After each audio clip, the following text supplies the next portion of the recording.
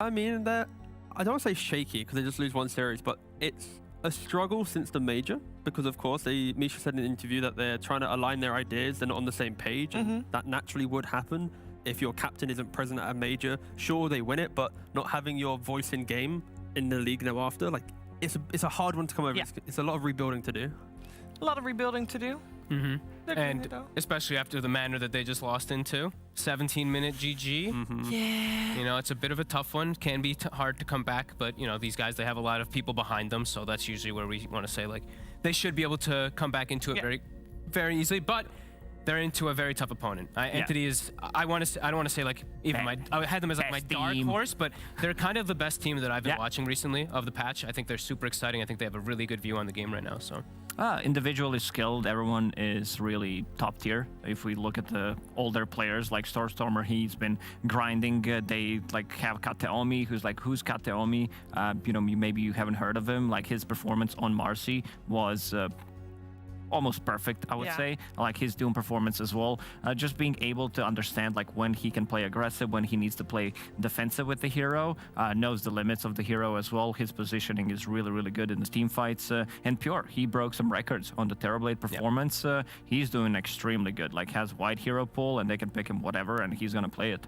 Yeah, and we obviously can talk about Entity for quite a while because we watched them play some top tier Dota. But if you want to know more about Entity, it's maybe even better to listen to what Stormstormer has to say right now.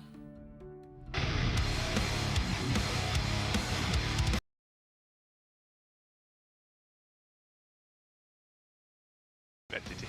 A little floaty skull boy. Here on the back lines, fighting tough with the spin coming out over, but then we also have a black hole and Boom's just slicing through people. Thrasio will help out on top. And now Stormstormer, they do need to have some sort of a lockdown. They don't really have it as they do finally manage to take down Ace, but Pure, he's gonna pay for this, it seems, or is he? Because those bounces are not looking like the luckiest. Everybody's caught these cogs off the side. From the last season, the main roster for us did not change. Only one of our players basically changed to another team, which is Crystallis. He left after Team Secret. And our replacement for Crystallis is our new player, Pure, who is 18 years old, extremely talented, and definitely a great addition to this team. And he's been consistently top 10 for the last, I don't know how many months. So that alone already shows to us that he's a good pickup.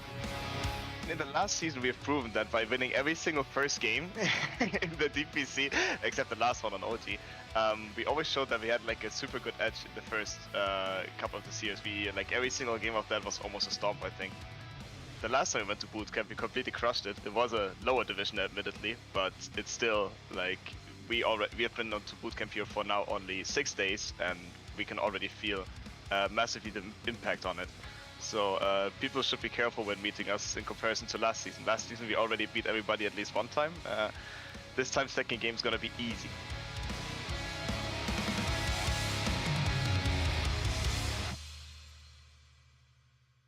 Yeah, it seems like Bootcamp is turning Entity into a little bit of a different beast. They have been on fire. I mean, Fog, you've been casting a lot of the games as well. You've just been, every time you come after cast, it's like, these Entity guys, they're good. They might just win the whole tour. Yeah, I am really impressed.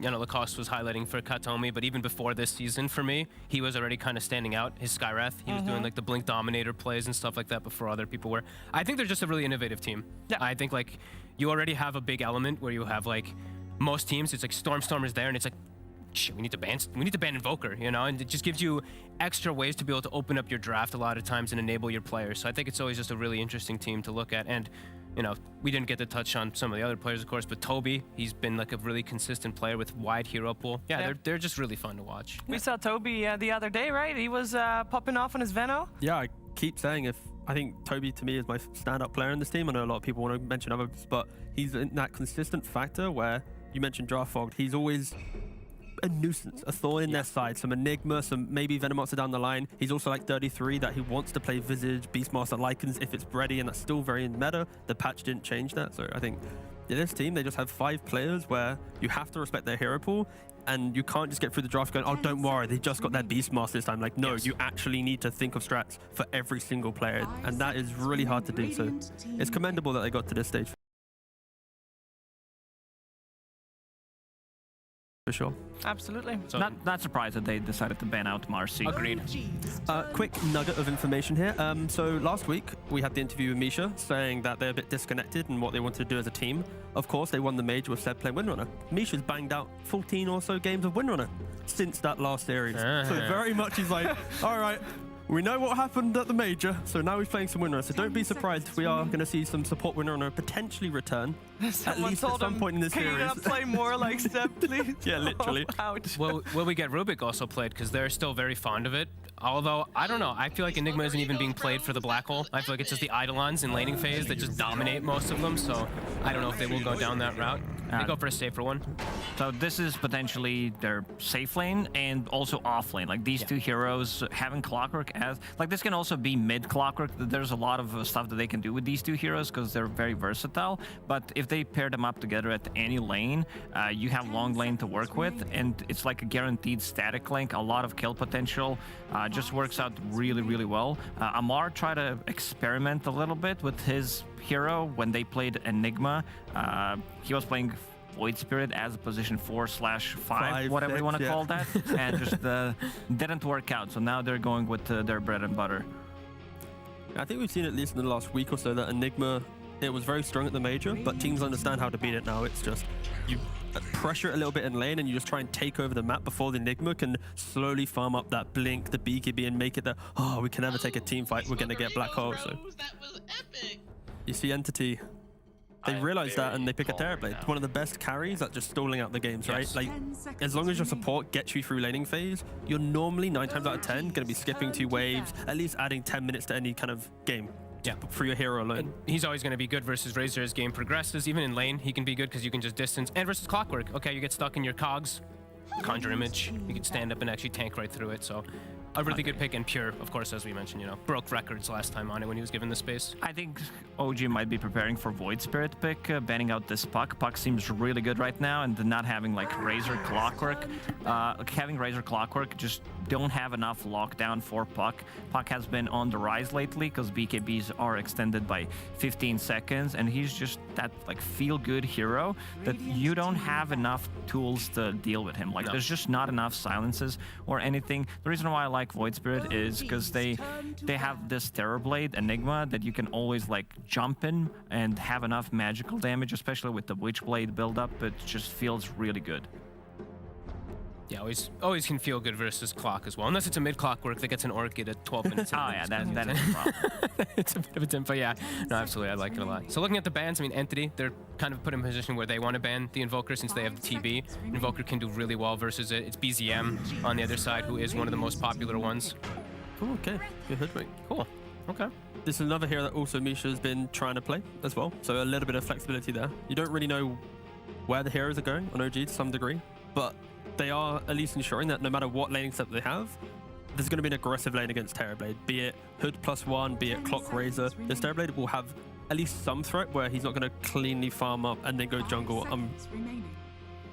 I haven't really seen it too much, but Hoodwink versus Eidolons can be pretty cool in lane too. I mean, the Acorn shot is, you usually don't level it too much, but it is physical damage, so it can be that extra component. I've seen Hoodwink kill the Eidolons. getting 2-2-0 in the lane, just putting that extra point and Acorn shot when it's needed. It can be a difference maker, but it's high magical burst that can do really well versus TB. And you're scouting. Now they have multiple forms of scouting as well too, right? Hoodwink and trees, Rocket Flare to scout out as well. Visage is still available, right? I thought they were actually going to like that for Entity because the last time Stormstormer played it, it looked really good. And I feel like these supports that, like, sure, Hoodwink can defend himself against the Eidolons, but Eidolons, birds, like you can find them in the backline. There's going to be like just having damage amplification from the Vlads, because like either Enigma or Visage is gonna get it, and then you get the double benefit from it. But yeah, I've seen Visage just completely dominating the supports. I like it also because if like TB gets linked, his illusions will still do damage. If Visage gets linked, his familiars, his Grave Chill, they're gonna do the majority of the damage too, so it can give you that damage element. So they get Monkey, scouting hero. I mean, they pretty much just need heroes that can soak up some of this early fight, force the Clock of the Hoodwink to, oh, we've got to use spells on this already aggressive Monkey King, and it opens up the Enigma to then hit the hole. Like, if there isn't a hookshot cancel for Black Hole, nothing's stopping Enigma from having a good time. Okay, they go for Fishman Bane, the classic. Got to secure that Terrorblade lane. That's it. Yeah. I think it was a TI qualifier like 4 or 5 years ago that we watched Fishman and his Bane, and they didn't qualify, but I remember I think you were both, Fogged and Lacoste were both in our living room then, and he was just popping off in his Bane, and then they didn't qualify, but we all remembered the name Fishman. You say Fishman, it's like Bane Clockwork. Bane Clockwork. Yeah. And Lich. He loves his Lich too. But the cool thing about Bane is it's a hero that's item irrelevant. You actually don't I mean, sure, you want like a blink, you want all these items, but in lane, he actually could start like 9 tangos, 2 salves, something stupid, and just feed your Terrorblade all this regen. It can be an option. I mean, he won't have those, but you know what I'm saying, like along those lines. Oh yeah. Ooh. That's Take one. That's a huge. Nice one. It's very good. Terrorblade counter to the start of time. Like, Yep. Terrorblade was to stand still. You have Monkey King as your positioned 4, but there's no real follow-up. We're talking about TB getting to like 3 item timings into Blink Dagger to be able to close the gap on Zeus, because I think he's going to be needing it this game a bit earlier, or the last hero for Entity needs to be able to jump to Zeus. Yeah. Just the early damage from OG is going to come clear, because outside of lanes, Entity's ability to defend like towers or even take these fights, it's not really there, right? Bane, Monkey King support duo, they're not really opening up fights for you. They're locking heroes down. Terrorblade, if he has meta, sure, he can poke, but not the biggest damage. So I am a little bit afraid for Entity that the first 20 minutes of this game will be kind of push out lanes, play on the wave skip, and then when you have a couple items, sure, they'll happily run head on, but it does give OG a window to be very aggressive. Yeah. Heavy magical damage from OG, skill shot based with Clockwork and Hoodwink. You miss those 2 abilities, it becomes a bit difficult, I would say. Also, not too much team fight. Like Zeus has some AoE, but Clockwork, Hoodwink, Razor, it's like very single target oriented. OG does have last pick in the draft as well, so they're going to be able to flex this Razor to the very end. Yeah. I like the Visage ban we already mentioned, especially for Zeus, a hero that just gets completely bullied. Familiars will like just shove you out of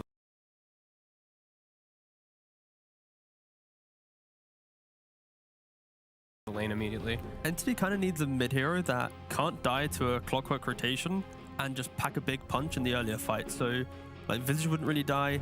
Like Queen of Pain's not really a hero anymore, but like that style I was hero thinking something like that you Quap just as well, yeah. you sit mid, you farm. If someone comes to your tower, some Bane or Monkey King sets you up. You quickly Sonic Wave, you retreat. Like that's the style of mid that I'd really like to see. It is actually Entity that ban out Sniper. Yeah. Like, don't forget that they don't have the gap closer. That's the problem. Like they need one hero to get on top of Zeus, and if you had Sniper, who's been on the rise, like you would have a huge issue.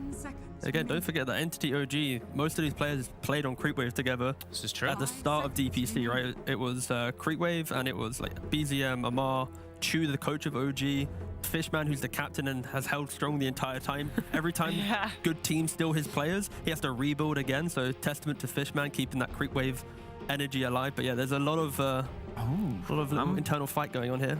It's a good PL game. Like they don't have AoE. Also, the last hero Puck is gone, so you can't find the real Phantom Lancer that easy. If they want to run this Razor on the offlane, and most of the time OG does, if they feel like they need the better carry-to-carry matchup, they ban the Void Spirit. I like the Void Spirit ban. That's the hero that pierced in the back lines.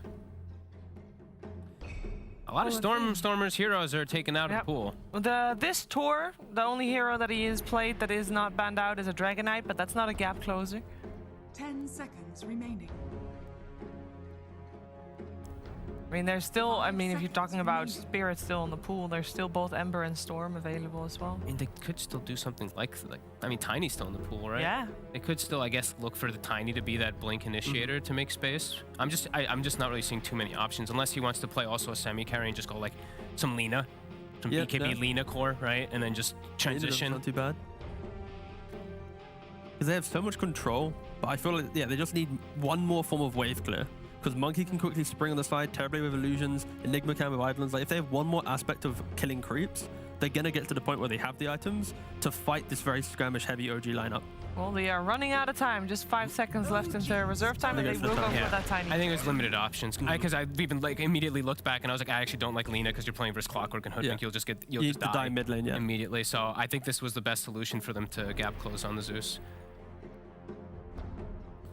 Okay. Does give them semi, like, they do have this scaling late game too, right? Like, Tiny can transition. I've seen it a couple times, I know, from anyone who was watching Carl the other day. The quadruple rampage as Tiny did happen from mid lane. Solid lineup from Entity. This Tiny, I'm gonna say, save the draft. It still might be a bit difficult to get on top of Zeus. Just like one cogs getting behind the Razor with the BKB and Static Link could be troublesome. Like even pre-BKB, one good Bushwhack from Hoodwink could save him. He also does have a built-in. Like Zeus is very slippery hero right now. It's a 10-second cooldown ability. Yeah. Let's bring out the outclass pick. Do you think I was thinking Morph. I'm just thinking some hero that can just throw down like some wave clear in lane. You farm up. The 4 heroes of OG will be so strong together that any of these greedier carries will come in. And if you have an Alk style that's going to come out with 3 item advantage to the enemy carry, it is just going to be very hard to kill. I was just trying to think Yoragi heroes, but I'm even like Morph or Alk. Plays all the heroes. Enfeeble's really nice versus both as well too. Is the PL that you guys mentioned off the table now that Tiny's been picked up? No, I think it's still viable. It still could be there. I think they might want a hero that fights with a bit more I know, punch. but I've seen Yoragi play it in the past. Yeah. It's true, it's true. So he probably thinks it's okay. It will be PL, the yeah. PL. You may now All right. select your heroes. So with that PL picked up, PL versus Terrorblade is a traditional counter. No? Is that enough to sway people into OG's favor for this draft? I mean, They can play aggressively with the heroes that they got, like having Zeus being like having this global presence, Clockwork, Hoodwink, initiating from the trees. Like they could show up with heroes out of nowhere pretty much, and Amar on the Razor feels good. I don't think they have what it takes to counter OGs 1 and 2. They might look a little bit squishy, like single target oriented, but if they get like to 2-3 item timings on Phantom Lancer, I feel like there's no real counter to him. I think my one concern is we've seen these Enigma off lanes where they just crush the safe lane, and a PL Hoodwink lane, it doesn't really invoke confidence that they're going to be slaying these Eidolons and protecting their tower. And that alone might just delay all the timings that you never get to see the true PL versus Terrorblade until much later. Okay. So more emphasis on the 4 before the PL to really Yeah, I can agree. That's literally the point that I was going to make. I just seen these PLs struggle so much. I love Enigma versus PL throughout all stages of the game. You actually have an easy time of always finding the real PL. Just lay down a Midnight Pulse. You pretty much immediately know which one that real one is going to be. Whew. I mean, it's good that we have a game again where the two carries are these Yeah. Goliaths that will find all the farm. That if we get to this point in the game, it's going to be you know, two big carries. So 2 big carries. I mean, it sounds like a relatively even game, and everything will depend on how the teams maneuver around the laning stage of the mid game, like any other Dota game. Let's find out how it's going to play out together with OD Pixel and Waga.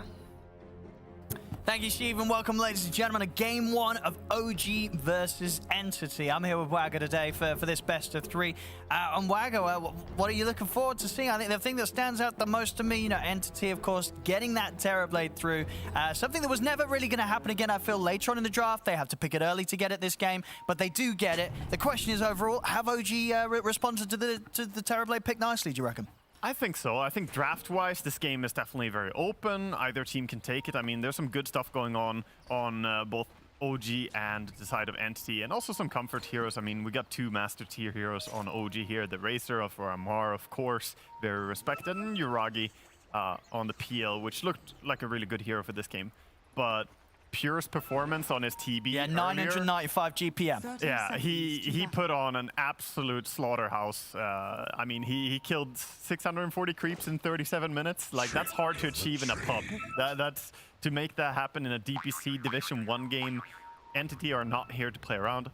I'm super stoked, by the way, to be here and casting them because, you know, Stormstormer is my former teammate. We go way back, so I'm gonna try and hold back my bias here, but I'm definitely rooting for my boy. Oh, we're gonna see some action maybe around the rune spot. See if they're able to get in on this Misha. He's gonna be able to get in and grab it. Yeah, so 3 runes. Good start for OG. Some good tips here to boost the morale here to start the game off from OG. Yeah, he did speedy click there, Misha. Always got to be fast. Let's have a look at these lanes. And talking about Stormstormer in the mid, they've ended up with having him on the Tiny here against BZM Zeus. Anyone going to be feeling any heat in this lane? I think Tiny is a pretty good hero against Zeus because he has the ability later on to burst him, but focusing on laning stage, he's one of the few heroes who has high enough damage to potentially deny Zeus. I mean, Zeus has 90 damage with the spell on level 1, so it's really strong, but Tiny actually does have 88 damage as well, you know? So yeah, it's really hard.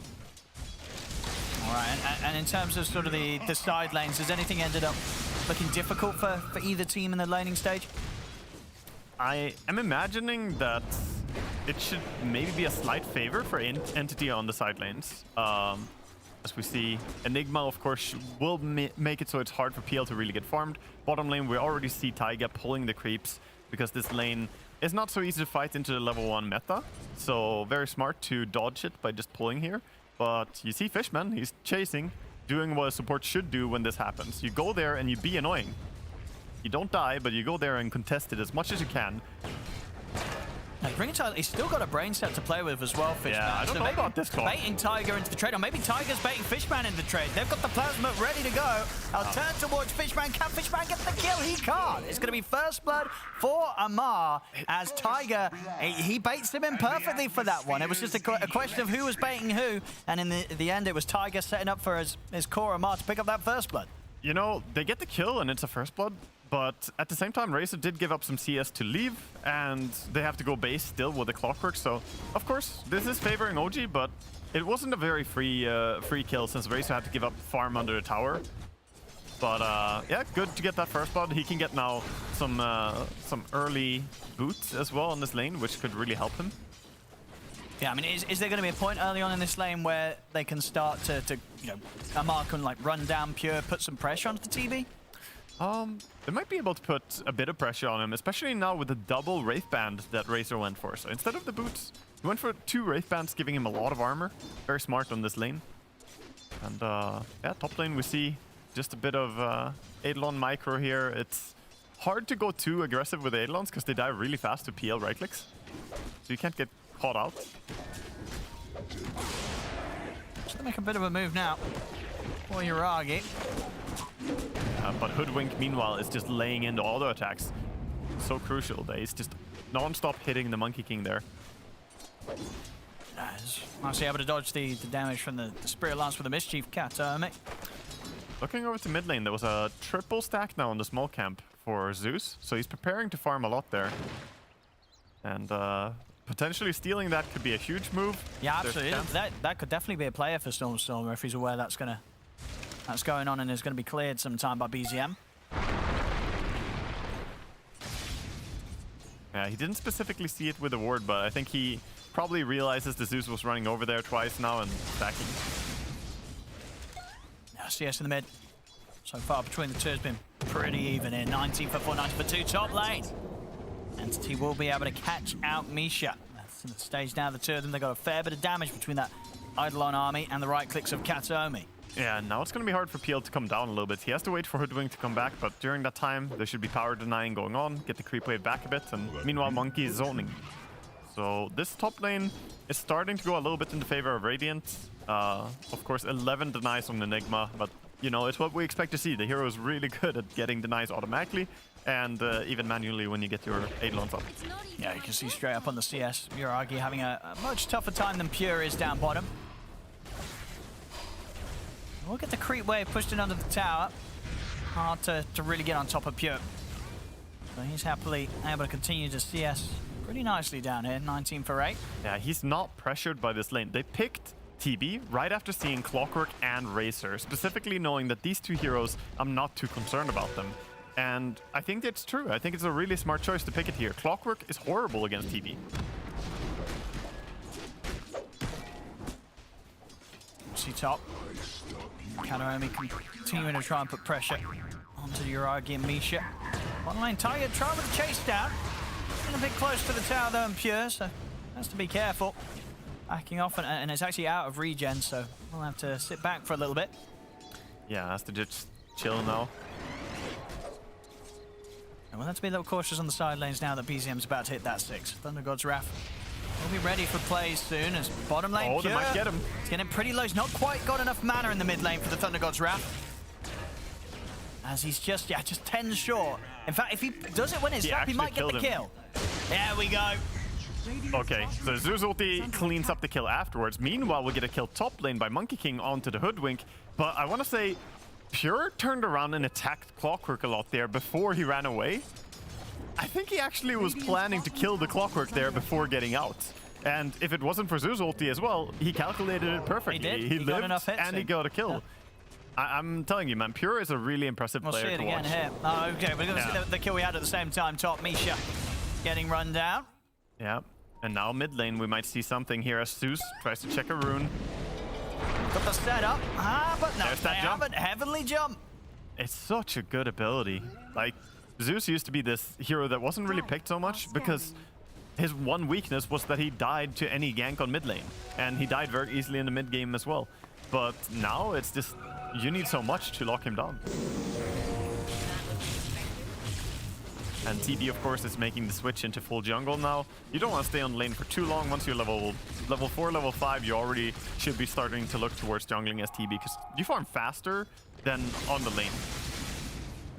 Now, as OG, can you, like, what would you look to do with the fact that TB's left the lane? Can they pressure the tower much with their heroes? Are they going to look to try and get into the jungle and pressure this TB? I mean, what's the game plan for OG for making sure that Pure doesn't hit the levels of farm that he did in the previous series when we saw him play Terrorblade? I think the key concept here should be that I think Amar should start pushing his lane and just trying to get push and pull, farm the big camp as well, like get the most he can. It's blocked right now by Fishman, so he knows exactly what's going to happen as well, so he's counteracting this.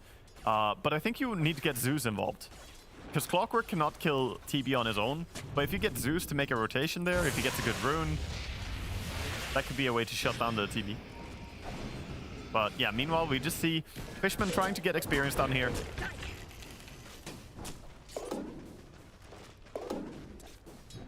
Kataomi still trying to be annoying here, messing around with the pulls. And Yuragi, he's getting the CS, but of course the difference there, about a level between him and Pure on the other side of the map, just down to obviously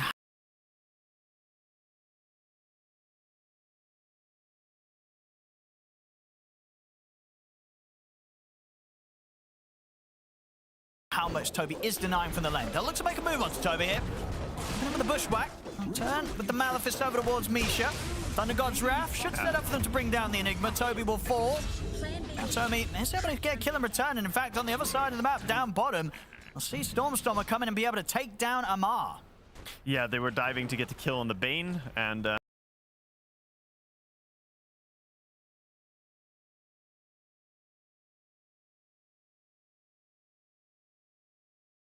meanwhile, Stormstormer makes that TP rotation down there and gets the return kill, so they did get Fishman, but not really worth it as you lose your Razor for it.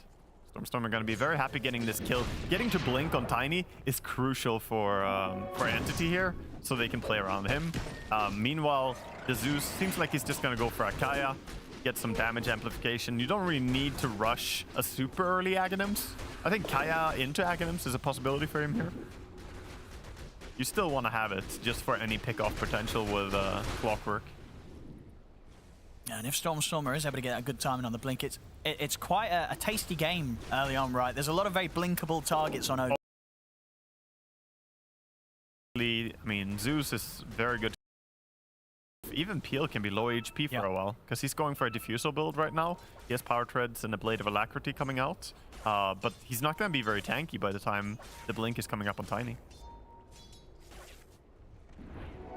We'll see Entity. We'll assume the positions. Pure's going to take over to the triangle. Fishman continuing to keep a hold on bottom.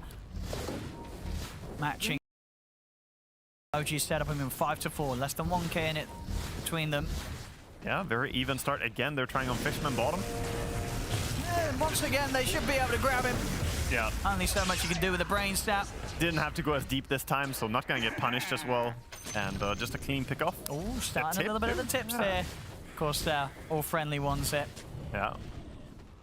A Fishman is, you know, he knew the risks the moment experience. Radiant's bottom tower is under attack. The mid out. Yeah, Toby top lane is going to be starting working on that blink himself after the urn.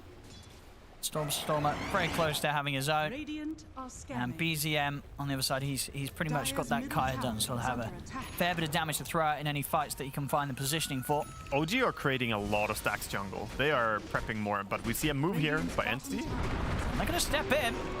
They've got the Avalanche, Boundless into the toss. He'll be able to get the doppelganger off in time, but he's so low, he'll try and run. The tree's going to follow him up, though. If they take him down.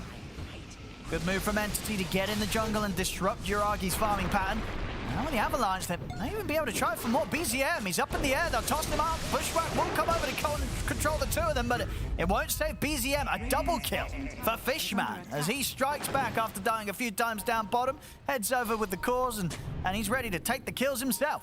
Yeah, and he also reads the tome that puts him almost all the way to level 7 immediately because of these kills he got there. Oh, they're going to get another Tiger.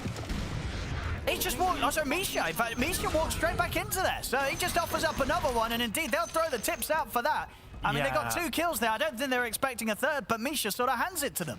Yeah, they throw the tips as they should, I think. He must have known that they were there. He has a ward on the low ground, so he knew that they didn't walk down. I'm very surprised they just walked in there, but he gets punished quickly. I mean, and look how quick they're looking to play now. Now with the Blink Dagger done, Entity, they're smoking up with the 3 of them. This is the speed that, you know, that separates a lot of Div 1 and Div 2 teams. It's just the speed. Immediately going from play to play. Scan does hit. They know what sort of angle Entity's looking to make a move from. Yeah, but it seems like OG are willing to defend this. They know that there's something afoot because they haven't really seen anyone for a while. Outside, of course, the TB and Enigma. Smoke comes to an end. They won't be able to get anything with that initial move. See if they're able to still continue to hide the Blink Dagger. Yeah, both carries farming 1 triangle each. Pretty happy carries overall, I would say. Diffusal is not complete for the heal. And meanwhile, on the side of Terrorblade, he's going for a Yasha. Oh, Tiger. He's in with a hook shot. He's been able to catch Katsumi hovering around the river. Fishman, is there anything he can do to help? There isn't. Gonna be a dead Monkey King quick moves there from Tiger. As soon as he sees him, he's in. Yeah, very high magic burst between them. If the hook shot lands, they can follow up with a Hoodwink. So, and then of course Zeus laying in whatever he wants into it. It's plenty of damage. And yeah, it's been a good recovery really from Yuragi. He, as we saw in the laning stage, had a much tougher time top in comparison to Pure down bottom, but only about 400 gold between the two of them. So, yeah, Uragi is going to be happy with how he's caught up. The diffusal blade's done. I mean, do you expect we'll see him start to get involved now at this stage, or is it still too risky for the PL? He's got to keep hitting the creeps. I think he'll try and hit the creeps. It's more that now, if he gets ganked and doesn't get bursted immediately, he can actually be competent enough to fight. He can provide something in a fight. And it's still a decent farming item, actually, against creeps that have mana, which is, you know, like almost every creep. Oh, here we go again. You know, it's this same spot as well. Entity, they've found this perfect angle to enter in. We'll see Tiger try and do something about it. He's in with the hook shot over towards Stormstormer. The cogs does mean that Amar can't quite get around to help continue to chase. And with the jump forward from Kataomi, Entity, they'll be able to turn and cause issues for Tiger's been tossed up to the high ground. They'll take down Tiger. They will lose Fishman. But they get themselves 2 kills. They get the cause out there. Stormstormer's able to survive. And once again, yeah, this spot of the map proving to be quite a dangerous point for OG to be in. Yeah, I would say so. This is, I mean, usually the area that you concede and don't really fight it is your safe lane area after you lose the tower there. It's hard to go there, but OG, very confrontational. They're going to go here and try to catch the monkey as well, but he gets away in time. Also, we have Blink Dagger coming out for the Enigma now, and he has Black Hole. All right, he's ready to go. See if they want to look for another smoke move. But meanwhile, PL is finding a great amount of space. So the fact that they're fighting top is, you know, leaving the PL all this room to farm. So maybe that's the mindset. We just want to make sure that there's more farm for my PL. Whereas otherwise, TB might have farmed this space that we're fighting in, right? TB might have gone up there and taken that area, but he's now down bottom. See OG ready to go with the smoke around mid. Tiger, he's ready to charge straight in. Goes for Fishman. Nightmare's going to be there, though. See a Hoodwink ult coming. Will connect with Pure, but Pure doesn't care. Stands his ground with the Metamorphosis, turns and takes down Tiger. OG not quite as successful with their efforts to invade Entity's jungle. Yeah, that's the dangerous part. When the carry is just casually farming in the vicinity, then he can start laying in. The same would have happened if PL was around and, you know, Entity are the ones to gank, then the diffusal PL would also be very powerful. The carries are strong right now if they don't get gone on. If they get focused, then they're pretty much nothing. Yeah, good positioning from Fishman. Finding himself to be the one that catches that initiation from Tiger. I mean, Makes things a bit complicated for OG. Yeah, Fishman, he knows his way around Bane. It's like his most played hero, pretty much. He loves playing. Talking about the man, he's got the Nightmare set up. Do they want to do anything with this? They don't have Fiend's Grip. And indeed, they're a little hesitant. They don't have the vision anymore inside OG's jungle, so they don't want to go on this. Get tipped for his efforts. Taiga going in and trying to plant some wards, D-wards, going deep here. That's the man to done on Pure. So now has that ability to really protect himself and turn things around. You know, this is no longer really a target that Tiger's ever going to be feeling good about going up on. Yeah. All these illusions he'll have. He can also just use it more aggressively to farm as well whenever he feels pretty safe. So yeah, it's a fantastic item. Pretty much always your first item on TB is going to be this. Dire's top tower is under attack. Game is very methodical so far, I would say. Neither team is really breaking the script so much in their playstyle. They're doing sort of what we expect. But OG perhaps are the ones who might do it now as they make a move top. We'll catch Misha in the slow. But a quick turn. And he'll try with the ults. Hookshot won't catch onto Kataomi. We'll see Pure. He's going to get caught by the ultimate there from Hoodwink instead. He's able to step out to the side. Wukong's has been laid down. But Amar, he'll fight through it. Stay on top of Kataomi with the Thunder God's Wrath. They bring down the Monkey King. Pure will get himself away, but does end up falling rather low after that one. Yeah, gonna sunder your pause 5 there. Get some HP back. Bane is happy to provide. Of course, he can get his life back by brain set. I mean, they're strong now, OG, and they want to show that. Smoke up. They've got the BKB just picked up on Amar. He's ready to fight. Yeah, I think they want to transition into getting something out of this. They might actually find Terrorblade if they put a ward down here. Oh, they don't have one. They're expecting he might go top, but look at Pure, man. His map awareness. And look at bottom. Yeah. Inside the jungle. Uragi felt that he had the space to farm this area. Entity showed that he certainly did not. Fishman gets him with the grip.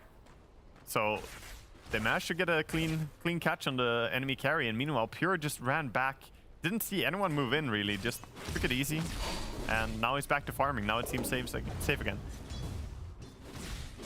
Really good map awareness, just reading where they should be. deaths like that will start to see the disparity grow between the carries. Pure Yeah. already over 1,000 ahead of Yuragi, and Then again, BZM is also 1,000 ahead of the Tiny, so BZM is getting really farmed in this game. He went with upgraded Kaya and Sanj, getting a lot of HP, of course, as well as the Spell Amp, and now going into the Aghanim. So I think this Zeus can lay in a lot of damage, and it's one of the worst nightmares for Terrorblade, is a heavy damage dealer like Zeus. absolutely. And between that sort of tankiness that Sanj element will provide him and the Heavenly Jump, he's a hard hero to kill. Top Katomi is out and away. Nothing that Amar can do on his own to stop that TP. Things are settling down again between the two teams here, OG and Entity. 12 to 8. I think A tiny amount of difference in the gold. the big sleeper thing in this game is that if this game goes passive and just continues, it's not about which carry is stronger. It's about the fact that one team has Racer, which admittedly gets strong. The other team has Enigma, which is, you know, a late game menace. If he gets his Blink BKB combination with a refresher, it can just end games.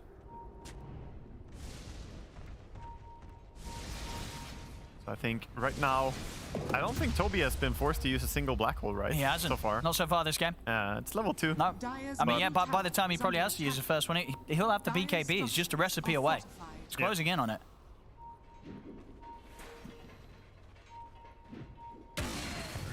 Very close to one another here. Who's going to get the jump, though? It is going to be Entity. They're able to find the Zeus. They're straight in. They find BZM pushing the lane out. And Tiger, he's going to be off the mark with a hook shot. They've got the Nightmare, the grip. Perfect setup here from Fishman. CMR trying to take the fight, but there's the jump. It's a beautiful one in from Toby. In with the 3-man black hole. Avalanche to follow it up. OG in shambles. Wow, that was beautiful, actually. That was really beautiful. I mean, Fishman with a fast catch on the two of them there. Not a second of hesitation. Nightmare one gripped the other, and then the combination comes through. I mean, that was picture perfect. The way that they started things off there as well, getting over towards BZM, you felt he felt safe because he had two heroes ready to support him, but they were able to get past these two. Yeah. And then that beautiful turn from Fishman, and Mars like, all right, we can try and fight, but bam, Toby's in with the black hole, and it couldn't get any better than that. And the Ava toss afterwards on the two heroes. It's just a beautiful combination. You can see why this draft is very powerful at team fighting. Stormer. That's my boy right there. We got an apple a day. I guess. Gotta finish your snack.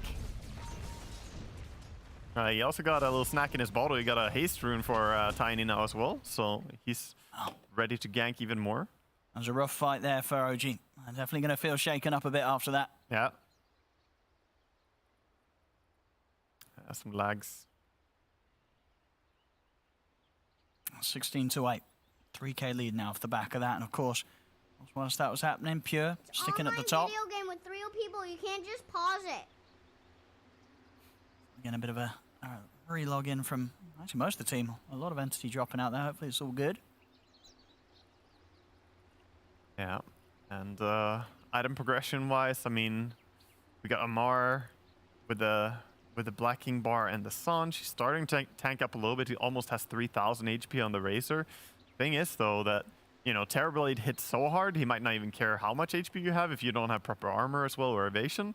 And Enigma has Midnight Pulse, which also benefits from you having a lot of HP.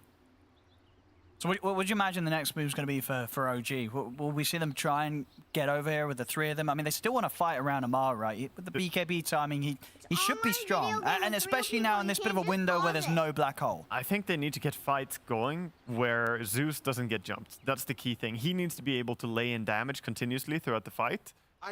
So you need to initiate a fight somehow without giving away Zeus's positioning. He was shoving creep wave, that's why he got jumped. I think they need to like shove lanes together really close to each other, which is perhaps what they were trying to do. I mean, he had his friends sort of close. He did. I think, yeah, exactly. BZM felt that he was safe, and understandably to a point. It was just the way that Entity managed to sort of weave past an assassination, the two of them and get on top of him. It just caught him off guard, caught OG off guard. Yeah, definitely. And couldn't really ask for much better of a catch. And seems like they're ready on the sides of both teams. So we're heading into the game.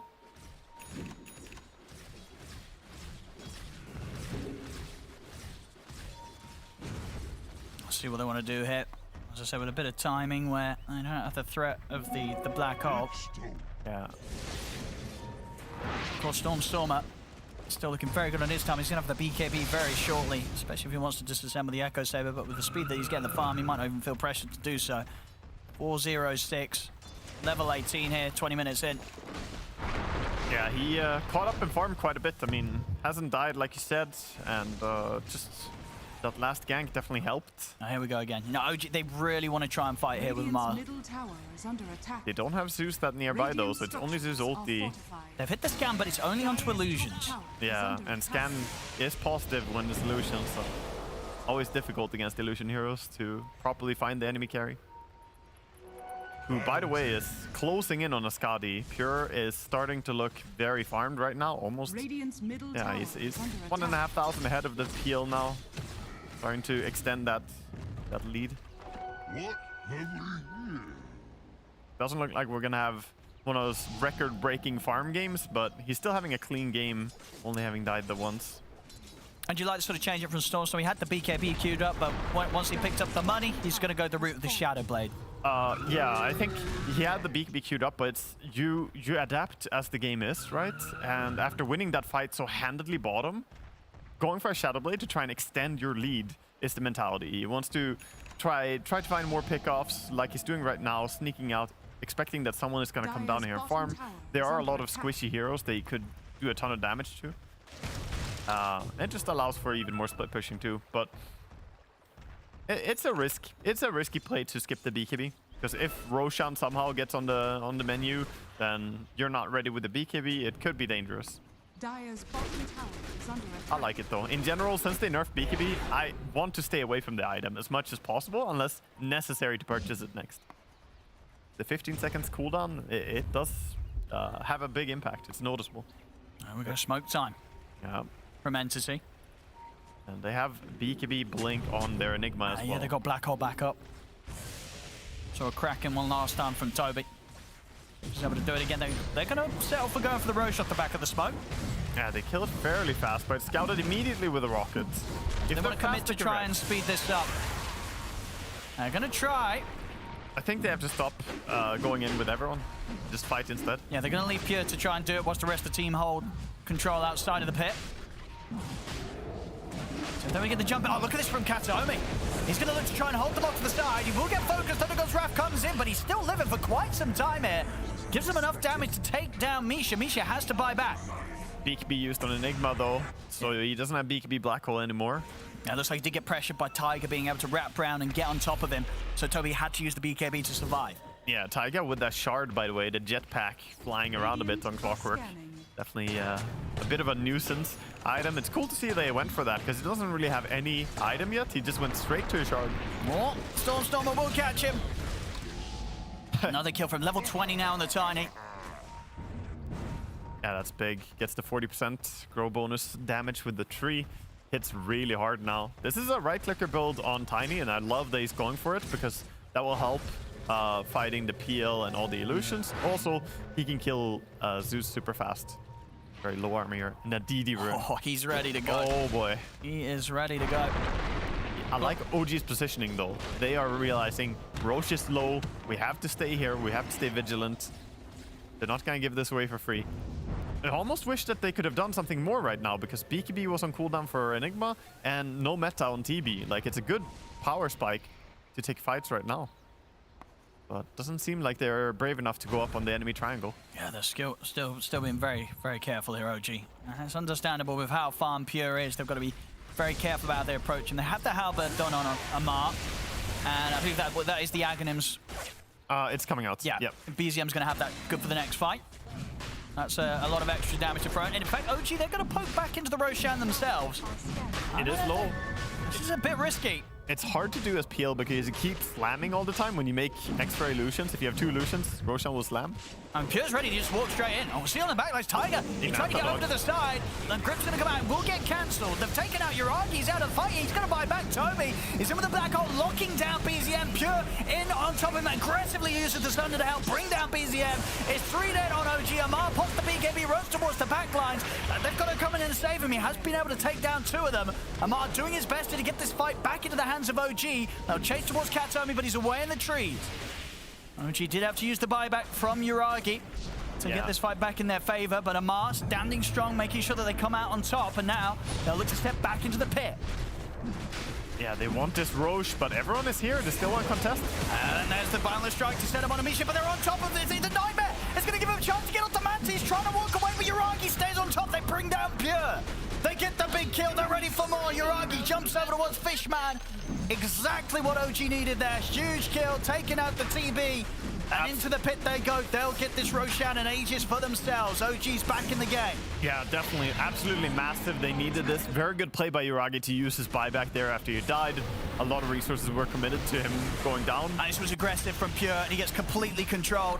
Yeah, he didn't have Sunder, so even if you Nightmare save him, there's no stopping these PL illusions when the black hole is down and your Tiny is not there. The PL illusions reign supreme. So yeah, there's a smile on Amar. Feeling happy. He's hitting his stride now on the Razor. Yeah, he was owning that fight. Yeah, he just went straight in and it worked out perfect. Yeah, because Stormstormer jumped in, killed off the PL, and then Amar just had a free chance to go in and fight. And he was running people down. This is a very competitive game right now. So they got the Aegis. This is what we want to see. Got the Aegis, but they're still 2,000 gold behind. We're going to see if OG can level out the net worth lead here during their Aegis time. For sure, but a bit of that difference coming into play with the money that Uragi probably had to spend on the buyback, but definitely worked out to be a very, very beneficial buyback. Gets them those 2 kills afterwards, one of them being the big one against Pure, and of course leaves them that opportunity to get Aegis himself. So a well thought out buyback that works out fantastic for them in the extended long run. Yeah. I'm looking over to the Bane, by the way. Bane has quite a bit of gold. He has Etherlands and he has 1,964 gold. So what's Fishman thinking about? I mean, he has to be a 4-staff. Yeah. Has to be. Against a Racer and a Clockwork, I don't think there's anything else that you want. Yeah, he's got the hat. Yeah. I mean, hats are always fine, right? You can have a fluffy hat without upgrading, but in this game, I think you definitely should. It's just too good to pass up on, but that will be a big component because then getting out of the link, I think, is almost bigger than getting out of cogs right now. Just not letting Amar get a big damage steal. Yeah. Yeah. And talking about Amar, people having money. He's got 3k gold, and he's going to be ready to start, continue to build up his armor, whether it be the Shivas or the AC that he wants to go for first. You know, this halberd on Racer in this game is always a little bit of an awkward feeling buying against TB. Because you can't really halberd TB effectively. His illusions are still hitting, right? So it feels low value, but at the same time, it can be decent. It's very awkward to buy it, but I think he needed it. And once he has plate mill along with it, he's going to be very, very tanky. Yeah, for sure. Yeah, between the armor and the evasion. And then after that last fight, we also, you see from Pure's build, he is indeed going for the BKB. He's nearly got it, so 600 gold away. But as we're seeing in the last few fights, completely understandable. He needs that BKB to be able to fight, especially with how farmed BZM is and how much damage BZM is able to throw him from the side. Yeah, it's not just him as well. The Hoodwink also does quite a bit. Yeah. I mean, having BKB is just going to be some purity, like pure serenity in the team fight. You press BKB and then nothing can really touch you if you're TB because you have so much armor. So for a little while, you're basically unkillable. Tower taken in the mid here by Uragi. He will be going for that heart next. Yeah. Making sure that he has that potential to live through the burst combo that entities do have quite a bit of, especially if Stormstorm was able to get him with the jump. I like the movement here by OG. They're going in very aggressive, invasive, taking over the enemy jungle. And look at Clockwork scouting. Tiger's ready to go. Yeah, he's jetpacking in, scouting out the situation. It's very low cooldown. It's such a good ability, honestly. Clockwork jetpack. Only 10 seconds cooldown after the duration's over. Yeah, makes you very hard to catch. And allows you to get away with some of those crazy hook shots that you want to be doing as well. It also looks funny because you're like flying around and then you hook shot out of the jetpack animation, just fly down. Players here. Meanwhile, Entity are playing together on the triangle. They want to be pretty safe going together right now. Black Hole is 37 seconds on cooldown, so still just want to chill. Yeah, and once it's up, do you think we'll see them try and fight into the Aegis on Uragi? Does that bother them too much that Uragi's got that for the next fight? I wouldn't put it past them to actually be aggressive, and I would probably prefer to see them be aggressive rather than just wait out the entire Aegis. Because Black Hole is very big ability right now. With BKB, the only thing they have to stop it is the clockwork booking, but that can be difficult to do, especially with, you know, Eidolons around or other heroes around. Angle, it's not always easy to stop it.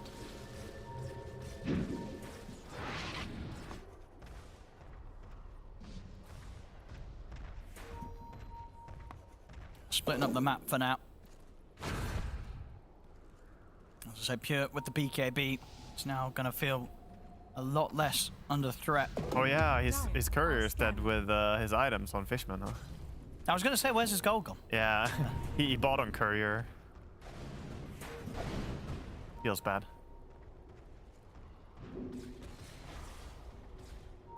Always sad when a POS 5 loses their courier, because they need to send out wards all the time.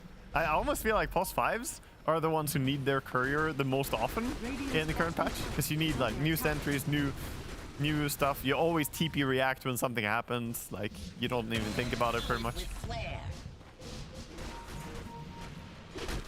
We go next time for Amar done. We saw already how he was just able to charge into pretty much the whole team of Entity and not care at all. Now he's got that Shiva's Guard. That's especially going to be true. He's going to be tough for them to really focus down. He's just going to run at them. Yeah, and I think it's a very smart itemization. I love Shivas on Racer. I think it's very strong in itself. But against TB in particular, it's so amazing. Just lowering the attack speed of all those illusions. It's really huge. He's massive this game, Amar. Still, of course, at the top is Pure, but you see right behind him, all three of OG's cores equally as farmed as each other. Yeah, they're sharing the farm OpenAI style. Of course, OpenAI would have the 2 supports up there as well. It's the hard done for Uragi. OG's cores starting to gear up really nice. And a lot harder for some of sort of the aggression that Entity have to get the job done. You know, Stormer, his burst combo is absolutely going to be survived by quite a few of the heroes now on OG. Yeah, he alone cannot really pose that much of a threat anymore. Bottom tower is going to go down to the Aegis push. Nobody wants to contest it, and they didn't even stick around with the PL here. Yeah, Uragi's just chilling on his own. Yeah, he knows he can fake that he has backup. Meanwhile, his team is smoking over. This smoke is hard to sense. Yeah, they'll look to scout things out with the Thunder God's Wrath, but already Entity making a good read there, knowing that there was likely to be something coming their way. That was a very good read, because Uragi was so confidently showing bottom. It's easy to believe that he has people around him, but no.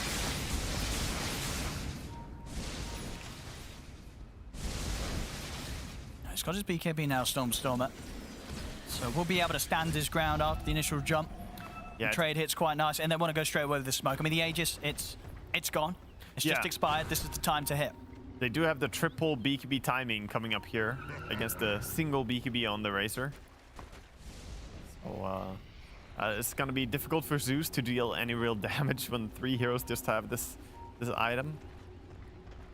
And in these sort of fights as well, you know, for Toby on the Enigma, who's most important for him to really get in the black hole, do you think?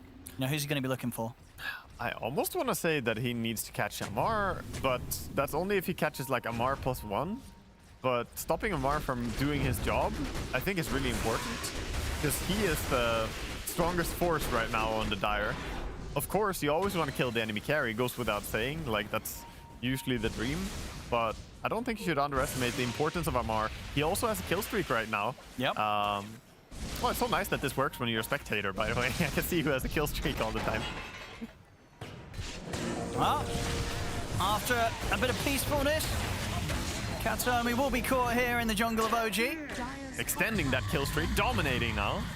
Getting even more. He is having a good game on Amar, for sure. And they're looking for more. I mean, Misha's seeing if they can get some sort of setup. I'll get the bushwhack. See if they maybe be able to poke out a reaction here from Pure. The ult will miss. Pure, he's able to turn Thunder. He got the real one. What? Nice aim. And doesn't mean he's not forced to use the BKB or anything. So oh, he had DD run. All right. Yeah. Gonna be happy with that. We'll lose his courier though. Let's get left over towards the wave and Pure. We'll lose that to Yuragi. Yeah, this tier 1 tower is looking pretty sold. Doesn't seem Entity want to hold on to it. So OG will take, and OG are bit by bit starting to get a little bit ahead in this game. They're getting that lead. Yeah. Things started to really turn around after that. You know, well called play around the Roshan pit. That's true.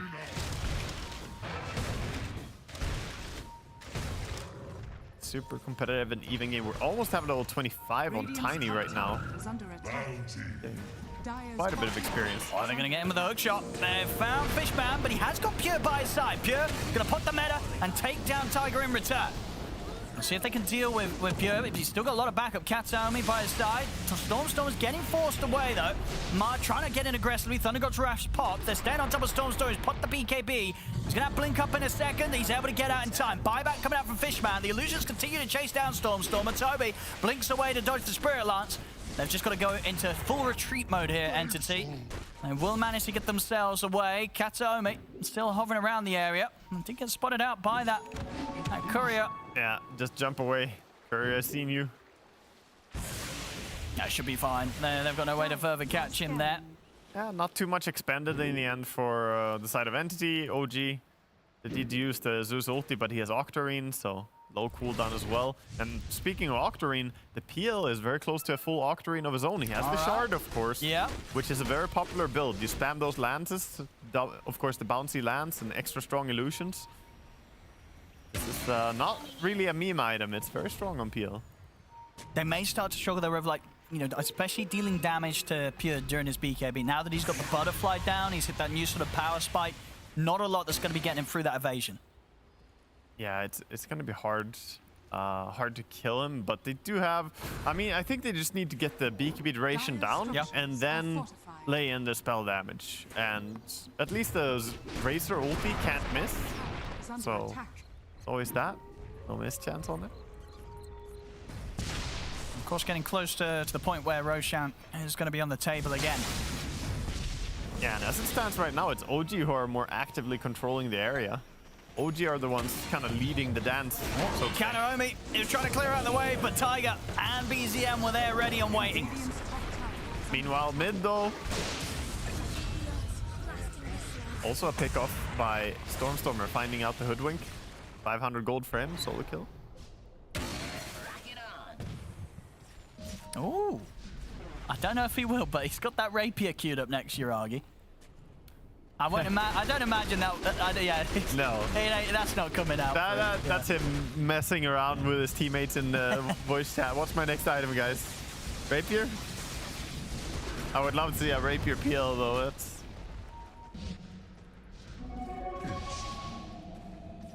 Yeah, talking about damage, Stormstorm will try and get that Silver Edge, of course, completed next.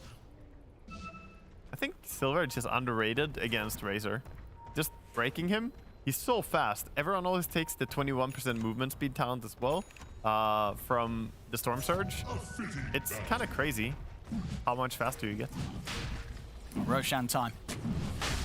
Last time round ended up being a bit of a sore spot here for Entity. Yeah, this time, are they going to be more successful? I mean, they're doing it quickly, of course. The Butterfly and Pure. Amar is trying to scout things out. They're going to get him with a hook shot. They're going to try and start this fight, but straight away, Tiger's in trouble. He'll buy some time with the Ghost Scepter, but they've got the magical to take him out. Roshan will fall. Aegis into the hands of Pure. So Wukong's command is down. BZM's trying his best to poke him from the side. Entity, they just got off for the BKB TP out. They'll lose both supports, but they get all cores out of there, and they got that Roshan. They got that Aegis. And I believe Shard Pro was either picked up by Stormstormer or... okay, it was Pure. Pure's able to get the Shard for himself as well. So Entity, they got away with it. Yeah, they got everything. On the other hand, though, using these BKBs, they even used the Enigma BKB, so every single one was used, and they didn't get anything in. Look at OG now. They know that BKB is down. They're playing aggressive into the Aegis. They're running straight at Pure. Great hookshot from Tiger. He's in. They're on top of him. That's going to be Pure going down. Also maybe the Manta. Oh, it doesn't matter.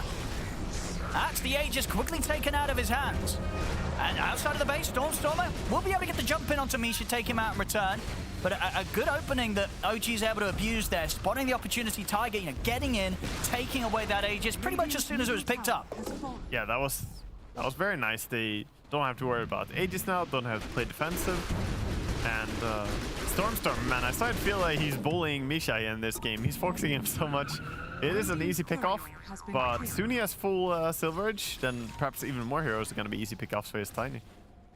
Pure, a bit of a slowdown in his progression there. Did lose the Demon Edge on the courier. Hold on to it, and on the side, Amar, he's run down Fishman. They've got to get out of their entity. Toby's into the trees, will TP out. Huge play. I mean, BCM did disturbing amount of damage there in just a few casts. Yeah, Storms, he wasn't ready for it at all. He had BKB, he didn't want to press it because he didn't want it to be forced out of him, but at the end of the day, it cost him his life. 7,000 damage done. I mean, of course, using ulti on Zeus is already so much, but the single target damage he did to the Tiny there was crazy. And OG are starting to look like a clear leader here in this game. 9,000 gold ahead. And that was after a Roshan when they didn't get the hit, they didn't get the Aegis or the Shard. Yeah, they flipped that really fast. They're also controlling the enemy Ancients now, getting all that farm on their peel. Kind of choking out Entity right now. Entity's position is very hard to be in. Still waiting for a Tiny respawn, such a long way away. Going for that Bloodthorn next. Yuragi. He's going to have it a good time, and obviously the big threat still is the black hole from Toby. Yeah, that's what we, you know, haven't really seen so far. He has that refresher as well. We haven't seen too many big black holes. I mean, we did see that one bottom, but that was set up. One, yeah. That was it was a great one. It was a great black hole. It was very set up by his team. But I think OG are doing a good job not staying too close to each other. They have Amar just running in alone. He kind of separates himself from his team, so he won't be a good black hole target. And yeah, all of them are kind of staying far away from each other. The cores are never stacking up. Oh, it's been some classic Amar rays of this game. It's been in their faces and very hard for Entity to deal with, no doubt about it. Needs more Manta style. It's like time from Entity. They're ready to try and look for a move. They've got these black holes. They want to use them. Gonna get the jump in onto Amar. They want to drop a black hole for sure. Absolutely worth it here to go for the kill on Amar. They'll get him. He's out for 100. Yeah, big kill. Immediately gonna refresh as well. And they're TPing out. Do not want to get caught out on side of OG. And the question is, how much can they get done with this 100 seconds that Amar's out of the game? I think this one is just a like farm and try and shove lanes a little bit. It's not really a get an objective type kill. Okay. But it gets them the breathing room. Without doing this, they wouldn't be able to farm their own triangle in the first place. Now they can take much more farm on the map. They can start using the map. We'll see some adaptation here from Pure this game. He's going to be going the Blink Aghanims route. Interesting. Yeah, I mean, obviously it's really farmed already. So getting the Swift Blink to Swift replace replacing the Power Treads with Swift Blink is pretty normal. But the Aghanims, I think he's just farmed enough that it's time. Yeah, he's thinking about that 7th slot. I mean, getting close, of course, to the point where that next Roshan in a few minutes may indeed have the possibility for him to grab that up. Radiant's bottom tower. Meanwhile, Tiny is working on an Assault Cuirass. I think it's important because you have such an aura disparity right now. You don't have a Shivas, you don't have an AC. Razor has both.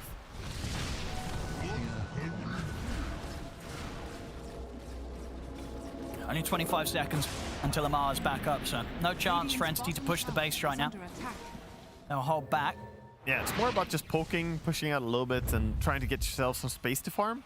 It's not really about getting building damage done, but OG with a smoke. It's the sort of the sneaky one, right? You know, you try and hit them in this moment 10 seconds before your offlaner's back in the game, because it might just catch them by surprise.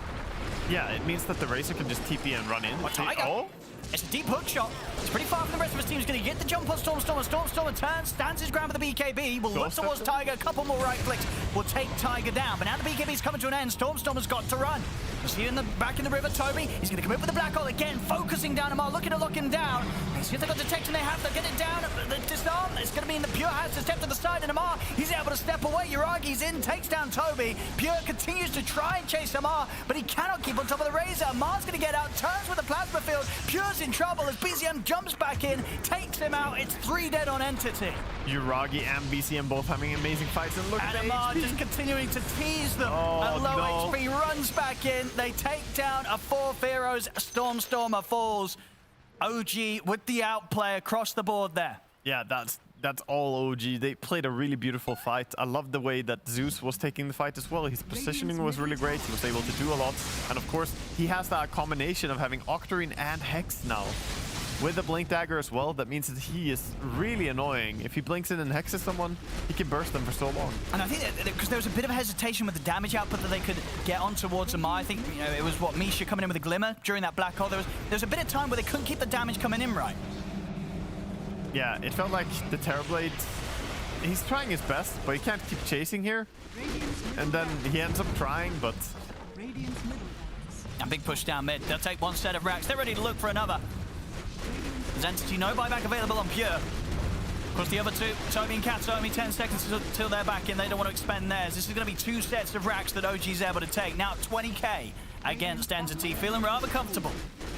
Must say, yeah. Right now, it feels like the Peel is a huge threat. The Razor costs a lot to shut down. And someone needs to kill Tiny. Or the Zeus. The Tiny is perhaps the one who should be doing it, but Zeus now has an overwhelming blink. Oh, he's so fat. He has 4.1k HP. He's jumping all around the place. He's hexing people right, left, and center. He's got 700 more HP than the Razor at this point. They're having a very, very good time at this moment in the game, OG.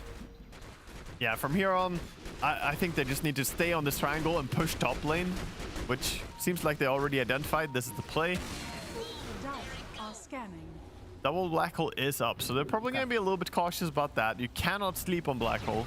I mean, it's just proven to be very difficult for Toby to find these opportunities, right? The way that OG is constantly sort of scattered and separated around the fight means there's never the chance for the multi-man Black Holes. Yeah, and it's no coincidence. Fishman's going to go for the grip on Amar. Toby's in with the Black Hole. This time around, he's able to get the 2 of them. Pure jumps in. He's ready with a follow damage. Misha will get some safety with the Aeon Disc, but Amar taken out. Aeon Disc comes to an end. So does Misha's life. We'll see Pure starting to retreat. They're a little scared of Uragi and BZM, as Uragi and BZM have got good positioning on the high ground to get the distance in from a distance, damage in from a distance. Yeah, smart to just disengage here as well after taking the fight there. I mean, you did buy back your Bane, but in the end, you should be happy if you're Entity. Got some good kills, can back out. But OG, they're just staying, controlling the area, taking tower. Yeah, I mean, Uragi's going to definitely be feeling pretty unkillable at this stage. Ooh, that's another Black Hole. Toby's been able to get BZM, but Tiger's in with a hook shot. He's caught them in the 3-man cogs, but the damage from Stormer and Pure at the side, it looks to be enough. 3 buybacks having to come out from OG, and they're suffering against the right clicks of Stormer and Pure. Uragi's going to try and get back in over towards the Terrorblade. Doppelganger in, off from the side. Misha's got the ult ready to go. Hits onto Pure. Pure getting low. Another Doppelganger from Uragi. Uragi jumps out to the side. Toby gets in with a Malefit. Doppelganger again. Uragi's still alive, protected by the Glimmer Cape. He's able to walk it out. They're just killing them all. Triple kill for Uragi. Triple kill for BZM. That's going to be game. GG's called. OG will take this game 1. And honestly, in some of these team fights, Wagger, they were back at sort of the major form that we saw. Yep. This was some fantastic teamwork from OG in this game. Yeah, OG playing super sharp there. I love the way that they took a lot of these fights, their positioning, their understanding. I think they identified that not just Enigma, but also Monkey King ulti, Tiny Avatos combo. A lot of these things rely on you to stack up. If you don't stack up, you just play scattered, then it's very difficult to do anything. And look at the stuff they did. The Shard on Clockwork, he could fly around wherever, over cliffs and everything. The Hoodwink, he can run into tree lines. And then Razor, he can dive. That was what he did. He just ran in. Amar had a great time that game. He was able to just go full Amar, just running at them 12, 4, and 11. And as you pointed on Tiger, I mean, at the end, it's pretty much a clutch hook shot to start things off that last fight. Sure, they did lose some heroes to the initial outburst of damage from Stormer and Pure, but some straightaway buybacks. They knew that was their chance to end the game. Yeah, for sure. Good identification of like which team fights to take. I think the deciding moment in this game was that Roche fight where they lost Uragi to Stormer jumping in and killing him, which was very clean, but he had buyback and suddenly you're committed to kill the enemy carry and now you're in a bad spot. They buy back, it's like nothing ever happened, and suddenly they just get Roche along with kills. OG after that point looked to be dominant in every single fight. Yeah, they really did. They were really on the same page today in this game 1. OG. We'll see if they can keep it up in game 2, if Entity can shake them up a bit more. We know that Entity definitely has the potential in them. We saw it for sure at the start of this game. Oh yeah. But all in all, a great game 1 to start the series. OG will take this first game. Don't go anywhere, ladies and gentlemen. This series is going to get spicier.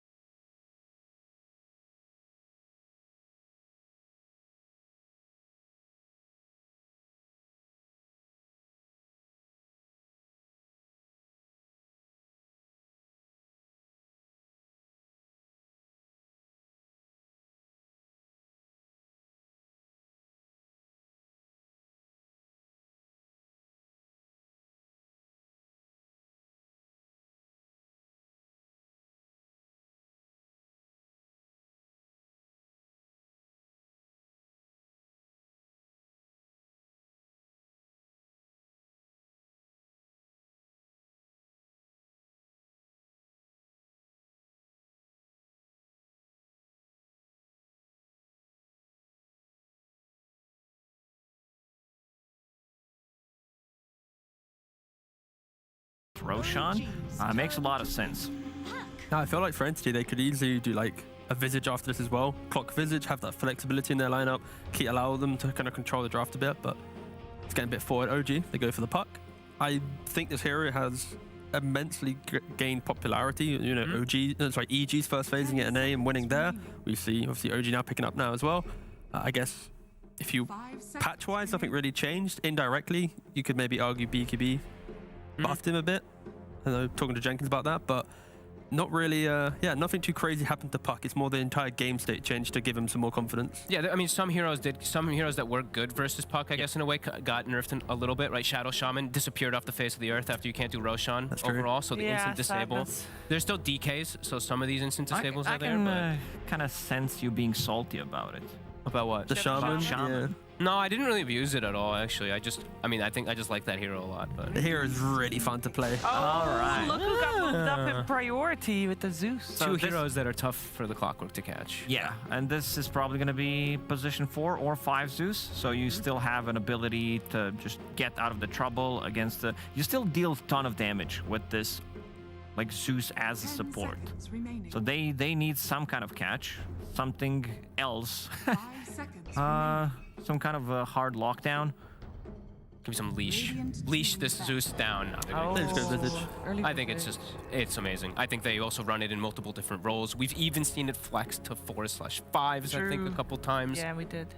Not my favorite role that it's played in. I really prefer it on a 3 or a 1, but it can be flexed. Yeah, I think the key thing for Entity is they're trying to look at this opening of OG and go, if we just get our 1-item timing and group up and make some clean plays, it doesn't matter if you have the Zeus support, if it's Puck mid, we're just going to be able to barrel through you. They have to respect Coil, of course, but it does kind of show that Entity is going to try and, at least be a bit more aggressive in this game, unlike that previous one, where they just relied on winning lanes and maneuvering around the map a bit better. And right away, you're mentioning like the push, the big timings, right? Get rid of Toby's Lycan. Yeah. Get rid of all the summon heroes. Zeus does not enjoy playing versus that. You're scouted all game. These stupid little summons chasing you, wolves and giant granite golem just beating you on you. Are there any more of those you should ban out? Like, I don't know if because Entity is not a big Chen or Eng player team, but I don't know if that's something that you should be worried about regardless. I think they already have their position 5 locked in with the Clockwork, so I think they're going to be looking for something else. And most of those are banned out anyway. What happened to Lion? Dude, Lion got buffed. Lion's Impale moves really fast now, and he has a built-in Hex for Puck. Only one person in the world plays that. We're in the wrong region right now. He's the only guy in the world. Herald guy. These two players, they play Lion. It's just difficult. When you get scouted out against Puck, you're always going to be in solo kill trash hold with the Witchblade on. You get one silence, one jump, and you're dead. I do like, it's always just nice to have that instant disable versus pesky Puck. Looking at the bans, looking to take out Amar. 5 bans, well, 4 and a half. He doesn't. No, we'll go 4 bans. We'll go 4. He doesn't play the Enigma. No, he's not gold here. He's not allowed. It would be on his lane if it was. Yeah, that is true. So it is 5 Amar enabling heroes. There we go. Yeah. Good shout. But yeah, definitely. Are there still some left in the pool? Yeah, I like the Viper, Razor, and Underlord bans too because they remove Gravekeepers really fast, and they're just pesky, obnoxious heroes to play most carries as. Also Clock 5. You don't really want to play Clock 5 into any of Amar's heroes, right? Like, his entire hero pool kind of shits on Clock to some degree. So you kind of need to ban it to give Fishman a game. Agreed. Yeah, OG was the team to try out the Mars last Tuesday.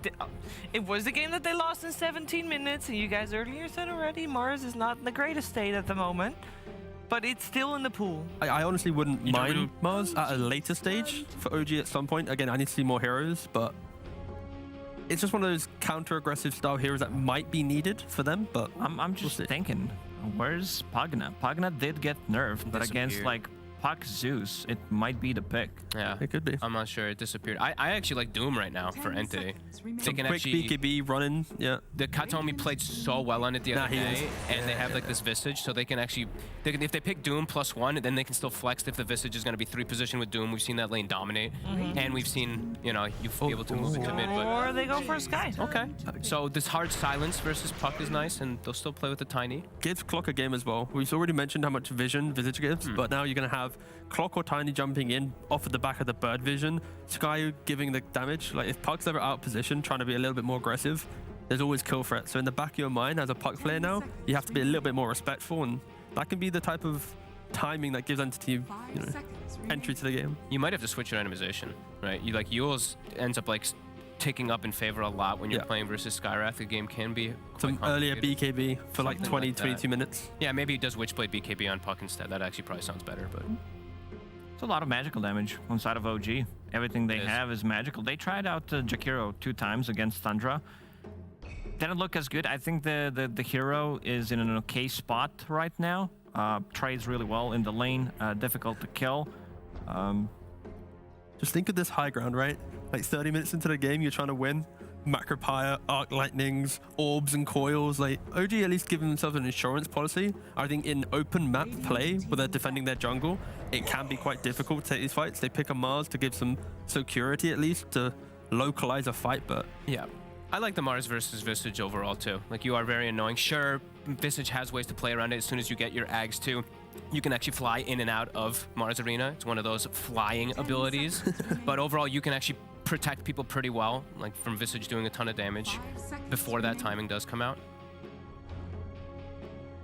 And it's just squishy. I mean, depending on what roles, right now it's a little flexible still for Entity, but if they have like, the Tiny could be mid or carry right now. Yeah. Because I don't know, Visage Skywrath doesn't sound like the best dual lane. No, if they're like putting Visage on the off lane, I think it's much better if they pair it up in the lane with the Clockwork. Agreed. Because it has much more kill threshold. It's easier to build it up. And then you have Skywrath Mage. They might just go with like a standard stuff, I would say. But I don't know if Visage Skywrath Mage puts in trust in the laning stage. It doesn't sound so strong. And you all, Clock versus Jakiro, you know, that's pretty nice as the Clockwork for most stages of the game. Still gonna ban the PL. I mean, that one definitely put a bit of a... Did you say Jug? Taste. Yeah, I think... Jug is really good for OG. I think he lanes well into Visage. He doesn't care too much about the Clockwork. Yeah, agreed. Well, they're banning out Night Stalker, so a little bit of vision removed, and of course the silence for people to get onto the top of the Zeus or the puck. But it is also an offlane hero, so they also are not sure yet where this Visage is gonna go. Yeah, they're probably expecting like carry Tiny or Visage mid. Yeah. If Entity, I also feel like Jug or Lifestealer right now feel super high value. For the earlier fights, being able to ignore the puck the entire time, to give a good lane against Mars, and then you hope that your Visage has a good lane. Tiny will always have a good time. It's Stormstormer playing it. Naturally farms up pretty well.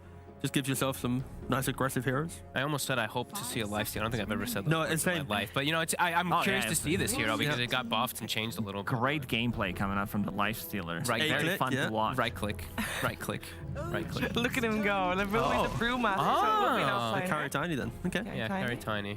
Can they do something funky with the push potential from this? I was speaking about how OG's scared about open fights. And they picked a Mars to try and give themselves some cover. Now Brew fully dismantles that. Your backline is scared. I like Faceless Void here. I do like Jug as well. But just to have an extra lockdown, like this Brewmaster is super annoying to play into if he's off to a good start. If he gets to his item timings, Brewmaster just becomes very difficult to deal with. They do have like a silent stun, sure, but once he gets to Eon Disc territory, it's super annoying. This hero is so tanky as well versus Magical Burst too. You just throw the rum on yourself, you're like 80% magic resist or whatever it is, so if they do focus on him, he can live in. Okay. I was a game late with the damn. All right. Do we like Alchemist here? I'm trying to assess. I mean, Jakiro is one of those heroes that enables most safe lanes because you're so tanky and you give farm. Usually it's the other way around. Yeah. Visage carry as well. Okay. Usually, Brewmaster is picked into Alchemist to be able to deal with him because all of the net worth is going to be concentrated around Alch. So if you take him out with the Storm Panda, then like it gets much easier to team fight. I don't mind it though for OG because ignoring that, if you are able to get to an earlier BKB timing, Clock, Sky, these heroes, they're not going to really care too much. So I think, I mean, I hope Seth doesn't think I'm wrong. I'm talking about your team here, Chief. So I think, it gives them a BKB timing to play super aggressive with. And it's into a carry Visage, so it's not as if you're playing Alk into another quick scaling core, right? Yeah, they will scale massively this game. Like, Entity will definitely get outscaled as game progresses. So Entity on the clock? Yeah, Fishman's on the clock. Yeah, he's on the clock, yeah. The first game was pretty intense, and this was also intentional pun as well. How long have you been sitting on the towel? He has so many. You have no idea. You think he has like No, notes these are not about like notes. anything? These are just These are memes. There's notepad. It says notes, but it's actually not. Oh man, Carry Visage. I mean, I haven't Visage. gotten to see much Carry Visage. No. But I mean, I'm Since the major, we saw a lot of the from the Hawk, right? It got banned early on. Well, after the Yeah, group okay, stages, yeah. it started getting banned like every game. For the playoffs. But yeah. Yeah. I think I favor Alk though. There's something inside me who always thinks Alk in this scenario, you have so much magic damage behind you that even if Alk is kited, he's going to soak up enough to allow all this damage. So I kind of think that this is going to be the Alk game. I'm just a big Alk enthusiast, so. 2-0 for TGov. I'll quote Cinderin, when it's good Alchemist game, it's good Alchemist game. And is this a good Alchemist game? It's decent Alchemist game, yeah. But it's not good. I don't know what that means. But, I'm a little torn. I love Katomi on his Skywrath. I think he's a big difference maker. He can actually shut down the puck a lot. So I think the puck is crucial for their kind of game timing to set up the Alk. So I don't know. I'm a bit torn. Okay, well, let's find out if we're going to have a third game to the series. We're heading over to OD Pixel and Waga. Thank you, Steven. Yes, ladies and gentlemen, welcome to Game 2 of OG versus Entity. So some fun stuff coming out here, Wagga. We're getting that final pick, Alchemist from OG, and of course from Entity, Pure on the Visage. I was just doing a quick check on the account that I could find from him. Yeah. It looks like he's only played one game in the last 2 years, and he did lose that game. So Wow. maybe he's That's what probably you got know. other accounts where he's playing, maybe playing in some scrims. But it's going to be interesting what he can do on the hero. Yeah, I mean, Carry Visage is something I haven't seen for a long time, to be honest, in a pro game. So very exciting to see how they're going to do this. They have quite a bit of a zoo almost in the Visage with the summons and then the Brewmaster ulti. But both teams playing pretty exciting style here, it seems. Look at Entity. 30 seconds. Behind the They're actually in Are they- Fog of War, but yeah, they get What? scouted. That is actually a sneaky move. They were in perfect Fog of War until Zeus revealed them. Yeah, they're all there, the full 5 of them Entity, so she's got to be a bit careful how far away from their tower they go. Yeah, far away or too close to a tower or Entity. And some of these other heroes as well, of course, like Toby on the Brew, a hero that at least in this region we've not really been seeing much of. Have you always felt there's still potential with this hero? I mean, where do you sort of stand on Brewmaster at the moment? Oh yeah, I think Brewmaster's quite strong, honestly. He's, you know, not completely broken anymore, because he was for a while. But now I think he's a good option that you should be open to. And honestly, I think his tread switching on the Drunken Brawler basically is super exciting and a fun way to play him. So you can just switch around to different stances. Once you get used to it, it's very, very powerful. Let's have a look at these lanes. Dude, Eyes on Pure, it's a very different style of hero, right, to the Terror Blades that we've been seeing in play. Yeah, it's not quite the same. Might be a little bit hard lane here to begin with. He's against the father-son lane of Mars and Zeus, by the way, in Dota lore, at least. I think Mars has a lot of damage early on, and it can be a little bit dangerous for Visage with 1 armor. It's in mid. See how this one plays out. BZN this time, of course, on the puck, rather than the Zeus that he did pop off on last game. Yeah, he played an outstanding game with Zeus. I think, in general, BZM plays well on heroes that can really, you know, shine, like Playmaker-style mid-heroes that can be aggressive and look for kills. And Puck definitely fits the bill for that, so expecting him to go for a Witchblade and want to just fight in this game. In terms of the safe lane pressure that both carriers are going to be receiving, I mean, top, how do you think Uragi's going to do here? Can sort of Misha and the Jakiro provide enough safety for him against these two? I don't think it's so easy for Jakiro to provide security, because he will always lose the trade against Skywrath, assuming that he doesn't get some Fog of War advantage. Because there's just a range disadvantage for the Skywrath. Pretty low HP on mid lane, but the bottle is arriving for both teams. Gonna regen up, but I think Alchemist should be able to get some farm, but he is taking more pressure than he would like. Dire's middle tower is under attack. See bottom Tiger. A little far up here, Fishman. Yeah, far up, but he got that deny. All about being as cheeky as possible. stop the Visage farm. Now, of course, Fishman knowing that he can't really do too much, Tiger, with that heavenly jump at the ready if Fishman does ever try and go on him. Yeah. Seems like the lane is just sort of last hit battle. Visage is getting decent farm though. Clockwork is using his life. Has to be careful though. Don't get jumped by Mars as well as Zeus. No, for sure, yeah. If Mars able to land the combo and Tiger's ready to commit in with the jump, could be deadly for the Clockwork. Up we see a bit of bullying. Misha is chasing down Kataomi.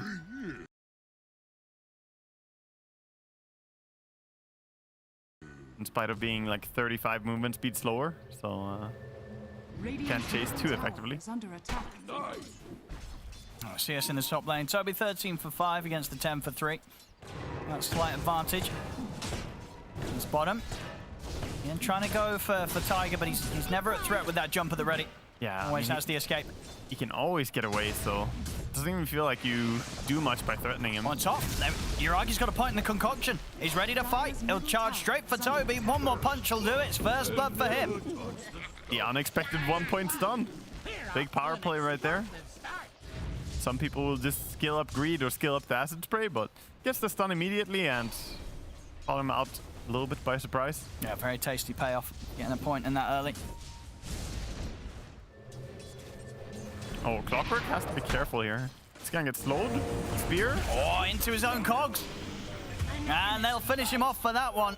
I mean, that really is the case. You know, the cogs, they're not going to be a threat for Tiger because he's always going to be able to jump out. And if anything, they're just going to be more of a threat for Fishman himself when Amar's around with a spear. He's got to be careful with those. Exactly. Difficult to get out in time.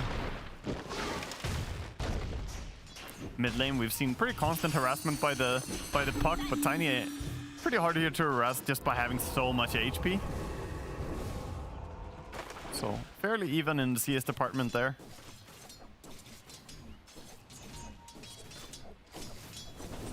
Amar, top CS right now. See, Fishman. Out of the two of them, Amar definitely the one that he can more easily harass in the cogs. A lot of damage here, Amar. Oh, he's actually thinking about turning and maybe making a play here with Tiger. He's got to be careful as low as he is. Back up top, Toby in trouble. Yeah, Alchemist starting to become more and more a force on this lane. He's staying high HP, doing a lot of damage, and in comes his helm. So now he should not be able to get punished, really. So looking towards Alex's lane to get easier Clockwork. Kind of fighting against two here. Yeah, he's really trying to tank it against both of them, but the spear's up. Fishman, he's going to be dead for this one. Yeah, he tanked it all right, but can't really survive all those right clicks coming in there. It's not even the spells that killed him. He just took a lot of auto attacks. He's definitely having a tough time here in this early game, Fishman. He had a very solid impact early on as the Bane in game 1, but this game 2, Tiger and Amar, they've definitely got his number down there. I think a lot of this comes down to the fact that Visage is not a strong laner until he gets level 6. Like, Visage is just kind of trying to cruise by this laning stage. He doesn't provide anything. A little bit of slow, a little bit of nuke possibly, yeah, but his auto attack is abysmal, and he's just not a dominant force in lane.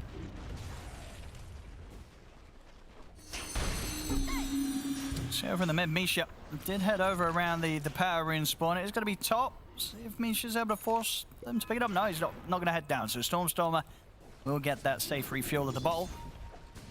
Yep, get some mana. Probably not going to be able to use the Invis rune for too much, especially as he's showing the Invis by coming back to mid lane. He already saw it.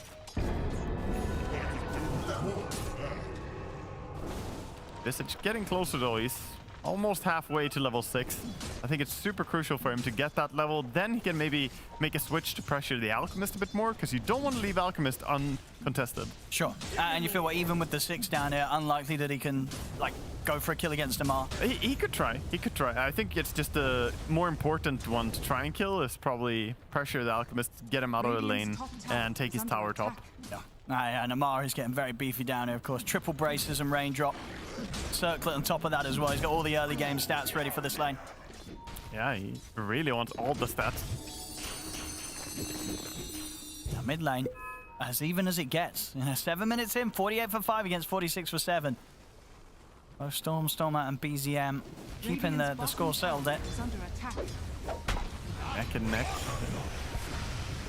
Try and get aggressive onto Uragi, but Smartly done that. Immediately TP's out. Doesn't want to try and run away from those two in the chase that they hold.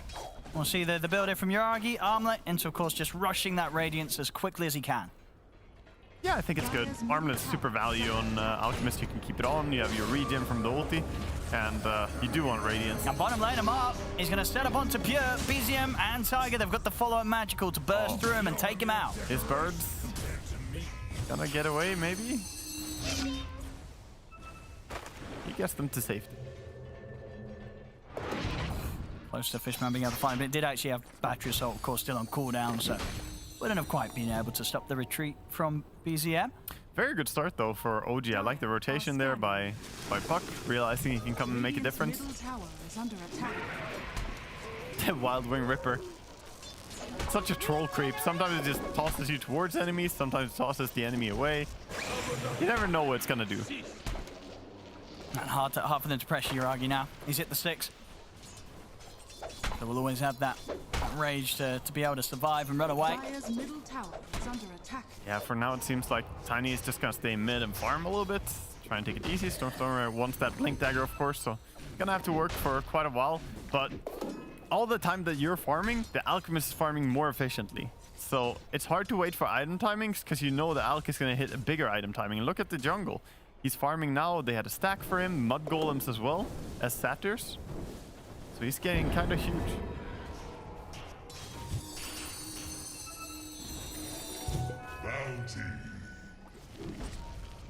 And he gets another Mud Golem. Oh, yeah. Oh, yeah. I like to call this killing the younglings, you know? When you have double Mud Golems, there's just so many of them. And they're so weak. It's a lot of money here for Yuragi. He just has to. Oh, digs up a bit of gold. There we go. More things to kill. More money to harvest. With the Armlet now, he can farm pretty fast. Bottom lane. CMR and Tiger go for the move on Fishman. Fishman's got back up on its way. Still quite far, though. See if he can live long enough. He's definitely making them work for it. They'll get the kill, but they've had to go pretty deep for this. So an opportunity for Entity to get some kills in return. Tiger will opt for the TP out, but they've got the Avalanche to stop it. As Entity, they should be able to punish both of them for this one. Indeed, Amar taken out as well as Tiger. Stormstormer gets the double. Same time in the mid, though, Pure does show himself. I won't be able to get in range for the concoction. BZM's going to continue to dive in. TPs are coming over, but Pure's already been taken out. So the toss combo onto BZM. Trying to take this puck down in return, but the orb's back up. He's away. As OG, they may have lost the 2 heroes down bottom, but they seized the opportunity to get the kills in mid. We're going to see the chase, though, from Fishman. He's actually managed to catch Misha in the hook shot. For Entity, they will get an extra support kill out of the response in the mid. I think good moves overall by Entity. They're trying to stay active, but again, losing the Visage there, any death on him is really painful right now, I think. He needs to have a good, fast early game, because you're playing against an Alchemist, and Alchemist is going to get huge. So if you get picked off on the Radiant carry here, that can spell disaster. Fishman, he's going to be able to get away from that. No, they've got the Zeus ult ready to go. Tiger. Yeah, he was holding it, waiting to see if Mars could possibly get the God's Rebuke, but as he saw that cannot happen, there's another God's Rebuke coming in with the Zeus ulti. Absolutely, the God's ready to play here. 7 for 3, 4K lead. Obviously, a lot of that natural here down to the fact that they have this out. Yuragi getting the space. Yeah, it's a worrisome thing here if you're looking from the lens of Entity. I mean, this Alchemist, he's getting a lot of time and space. Huge stacks being farmed all the time. Again, double stacks on both the medium and the big camp here. They're going to have that timing here, Entity. Stormstormer Blink is ready to roll. They've got to look for something big for this one. Top kill would be Yuragi. That would be the best one, but again, he is deep in and he's kind of surrounded by his friends. So you'd have to smoke past him somehow. Not an easy task.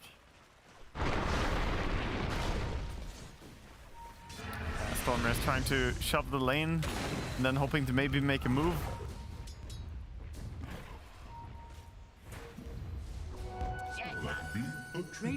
Get a haste rune as well. Between that and the blink, opportunities to make a play, but as you can see, OG, they've left this top half completely. yeah, correctly has moved over to a triangle. I mean, it's 12 minutes in. You have to expect that he's gonna start farming triangle or push your safe lane anytime now. Of course, they know that this blink's going to be coming for them, so unlikely that Stormstormer's going to catch anyone by surprise this game with that blink reveal. I think this is starting to look really good for OG though. If they can just keep this calm, they have 7,000 gold lead right now, and yeah, the gold lead is a bit inflated when you have Alchemist. It doesn't mean as much as it normally does. Sure, but this is still a lot. Yeah, 7k. Right, yeah. 7k is still plenty, and if he gets to Radiance in a safe manner, that would be huge. I mean, and it's still sort of the question is going to be, you know, what impact is Pure going to be able to have here as a carry Visage in this match? Because he's had a slow start. That's what I'm curious about as well. He's going for a drums as the first item, so that is a tempo item. You want to make something happen. Farming stacks. I don't think Visage is too fast at doing it, so gets a bit of help from Tiny. Radiant's bottom tower is under attack. And Yuragi, very happy with the space that he's getting. He's been able to move around his side of the map in a way that Entity haven't had the opportunity of getting anywhere close to him, really. I think his team is doing a good job. I mean, it's not just that he's magically finding this space on his own. He's just got these friends playing the lanes really smart. They're always sitting in sort of a defensive barrier formation almost on the minimap that you'd have to get past them somehow to get to the Alchemist. Smoke time from both sides. Mark, he's going to be the target. And with the jump, toss combo, keeping him in the Mystic Flare. He's finally going to get taken down. But at the same time, Pure ends up falling in the mid there. Caught in the combo of the Dream Coil and the Macropire, Pure goes down. Yeah, and they expand Zeus ulti to get that kill, make sure that he dies. And I think, again, you're going to be happy if you're OG for that trade. This Visage is not a very good hero matching up against Terrorblade, by the way, since he does so much physical damage. You have your soul assumption, but most of what you do is still physical. And Terrorblade doesn't care about it. Terrorblade? Oh, sorry. The Alchemist is not going to care about it. Because he already has the armor. He's going into the Radiance. Yeah. I'm sure, you know, Pure's probably got Terrorblade on his mind as well. He was like, if only I was playing a hero more like Terrorblade. Because still got last game on my mind. Yeah. He's not quite getting a hit that creeps the same way as he can as a TB, that's for sure. See, Fishman. You get the catch on Misha. I'll probably just let him go. I mean, Mars eyeing up the opportunity to start things off, and in fact, he's ready to turn this. As Misha is going to be able to get out to the side, will still die. They'll lose Fishman in return, jump forward with the toss, Stormstormer trying to burst through Amar, and with that control, they'll keep him in the Mystic Flare, and they will manage to take him down. They get the 2 kills. Yeah, good Mystic Flare combination. They did use the Brewmaster ulti now, though, so that's going to be on cooldown. And again, these fights, they're not really big losses, and the full Radiance is completed, flying out to the Alchemist.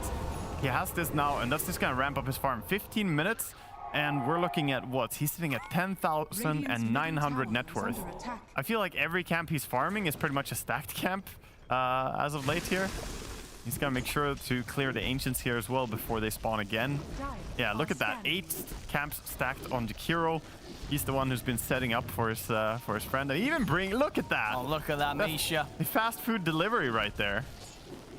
Oh no, he missed one. The Ancients came in and swooped one of the melee creeps, and game is over. Entity. Fishman's on the hunt for the heavenly jump. Tiger able to avoid that hookshot connection. And we're still for the build of Yuragi. Of course, BKB into Blink next. I mean, once he's got those 2 done, he's going to be ready to fight. And the question really is to be if Entity are going to be quite as prepared to deal with this Alchemist that's going to come barreling at them. Yeah, Alchemist, I mean, he's going to come in very, very hard soon because he's building the BKB, so we know that he's going to want to start taking part, doing something. And even if he doesn't, he just has that for security. It's going to be even harder to gank him. Meanwhile, on the side of Entity, it feels like they're slowly playing towards this Aghanims on Visage, but they're only halfway towards it, a little bit more than halfway. Need a point booster.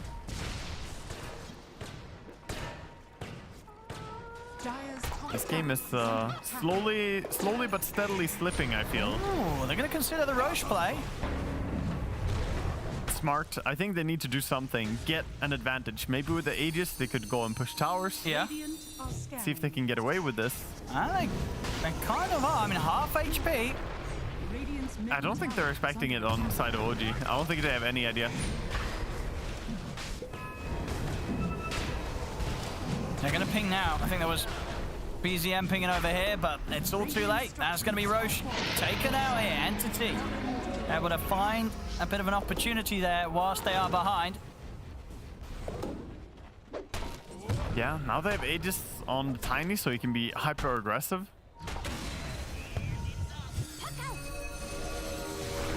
Stormstormer. Speaking of that aggression. Trying to see if he can get the catch and the toss back on Tiger, but again, the jump keeps Tiger safe. Yeah, just trying to make something happen. I must say, they're on the clock. The net worth lead hasn't really increased so much. It's steady about, like, you know, last few minutes here. But over the course of the game, they're falling behind more and more. Oh, should have that timing for the next fight. Pure Aghanim is very close to being done. But almost certainly, Yuragi will have that blink on top of the BKB by that time. You can see here, solid timing here, fair faster than the average from Yuragi this game. I mean, he hasn't died a single time. Yep. He's having a flawless game, basically, for Alchemist. Not dying a single time, farming tons of stacked camps. This is the dream. This is Vinland. And fast BKB as well for Amar. They're very much ready to bring these fights, OG. And ready to respond to the push from Entity. Of course, they will have to take this Aegis on Stormstormer into account. Will make things a little more complex for OG in the team fights. Yeah, the panelists were talking before the game how the high ground defense is really strong. Oh, might go for a kill here. Miragi, he's ready to get that concoction in. Fishman will try and hookshot away, but he gets taken out onto the side. BZM getting him deep in the Dream Coil. He's caught the two of them. See Stormstormer having to step back here. Miragi also retreating here, respecting the primal split from Toby. He wants to get in again, though, because the primal split's soon to come to an end. BZM is actually, he continues to jump around the backlines. He was actually nearly able to bring Stormstormer down the once. He's incredibly low himself, and he will go down for that one. Yeah, he really tried to take that Aegis out of Stormstormer, but couldn't quite do it. He was a little bit too deep there, overestimating his abilities, but you know, his team didn't stay around for too long. The Alchemist was already long gone and farming. Yeah, they were sort of backing up the rest of them. Yeah, that was again a Bruce split used, but I think it's good for Entity that they're trying to take these fights. Oh, the clogs protect him. That does indeed save him from a bit of the damage from that wall. Amar's got the BKB good to go, but he will have to back away. There's Not quite having the ability to take him down during that arena. They're gonna try and take this D-Rune over on Tiny. So they can finish this tier 1 tower. TP coming in from Yuragi. He will be ready to go once again, and this time around he has got the blink. Yeah, every time you click him at this point, he's just adding one more item. And they're smoking up now, trying to get something with a blink stun initiation, perhaps. I know that entities here in the jungle have scanned it out. Ready with the concoction. In they go. They're going to go straight for Toby here. It's a long stun with that concoction. Toby gets taken out. So Yuragi ready to start charging for the next target. Has got the BKB if he feels pressure. Katsumi turns with the Mystic Flare. Yuragi able to walk it off to the side, help the team take down another. Now they've got to really consider if they want to keep this fight going. Stormstormer's going to try and get back in. Is able to blow up Tiger here with the combo, but Yuragi's just going from 1-to-1 and he's cleaning them up. It's 3 dead hit on Entity. Only the cores are alive now. Pulse 1 and Pulse 2 versus the Pulse 1 and Pulse 3. And see if Yuragi wants to get back in and try and bail out Amar. He's going to try with the concoction, but Amar, he will fall. Entity ultimately will be the team to get the cleanup. They get the cleanup, they keep the Aegis, and unfortunately they don't get the highest value kill, but they did get a lot of gold for their efforts. 1,000 gold over on the Tiny, 1,000 gold on Visage. So speeding up their progression a little bit. We'll see the start here. OG very much the ones that wanted to really force this action. But all through that whole fight, sort of Pure goes untouched. He's able to sort of keep to the edge and kite everybody out. No real focus on towards the Visage here. OG couldn't go for him. They went for the others. Yeah, if this is just undisturbed in a fight, then he can have a huge impact. Spamming his W. We saw it at this point. In the 2v2, Yuragi, he did the calculations and he realized there was no more fight to be had. He didn't want to be a part of this. Yeah, you just tell your teammate, I've done the calculations. I'm sorry, out. I'm out. This is where I leave you. Yeah, it was just towards the end there as well. Amar, he tried to keep the fight going, but he was just seconds away from having his BKB back online. It was still on cooldown for that whole fight. Old Patch would have had it. He would have. And yeah, BZM going for a Travels and a Blink next. Seems on. Puck has, of course, the Yules and the Witchblade. Good damage and also a save against Sky. Yuragi ready to jump. And he goes for Fishman. Oh, Coil's going to be off the mark. Not quite catching Stormer. So they're going to hunt him down here. In fact, Stormer's sticking around. He has got BKB. He's going to have to maybe TP. I mean, he's holding it for now. They want to try and keep this fight going. Off to the side, Yuragi jumps in Concoction back up towards Toby Amar. He's following up with the arena. Can they stop him from getting the split off? They can. Big damage coming in with the God's Rebuke. Amar takes out Toby. Yuragi wants to try and push for more. He's still holding on to the BKB himself. He's going to go straight for Pure. See if they can take him out with the burst from BZM, but Storm's ready to cover him. He's in with the avalanche onto the tomb. Yuragi gets the BKB off in time, though.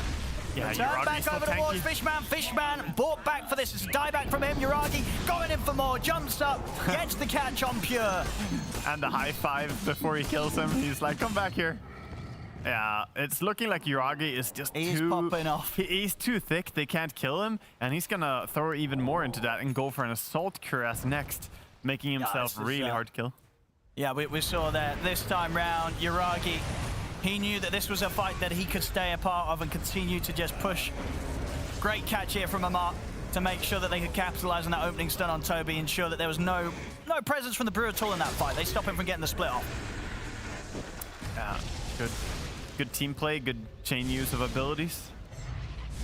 Zeus just being annoying. With that Force Staff and the jump, Zeus is really hard to catch. Oh, you can see in the KDA Tiger. As a support, he's only died 2 times this game. Very good at being able to dodge anything that Entity throws away. Yeah, I mean, most of the kills that have gone on the side of Entity have not been kills yielding too much objectives.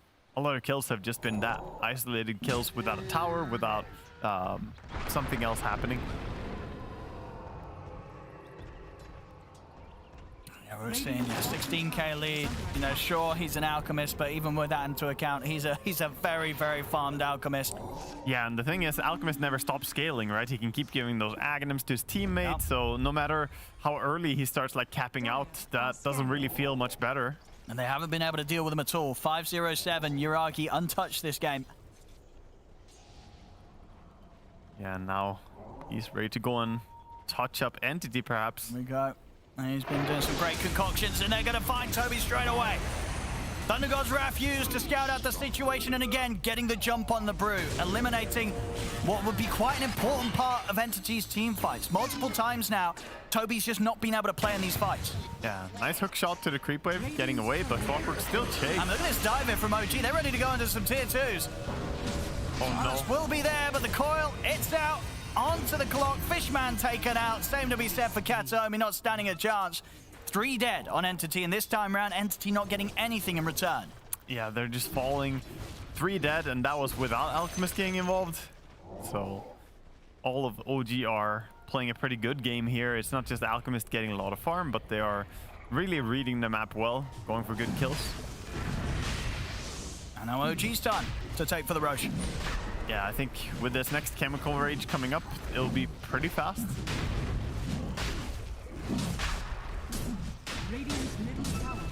Entity. They're going to TP over here with Fishman. I'm quite sure they'll be able to look for a steal as this is going down fast. He could time it, but no, Amar's already on the case.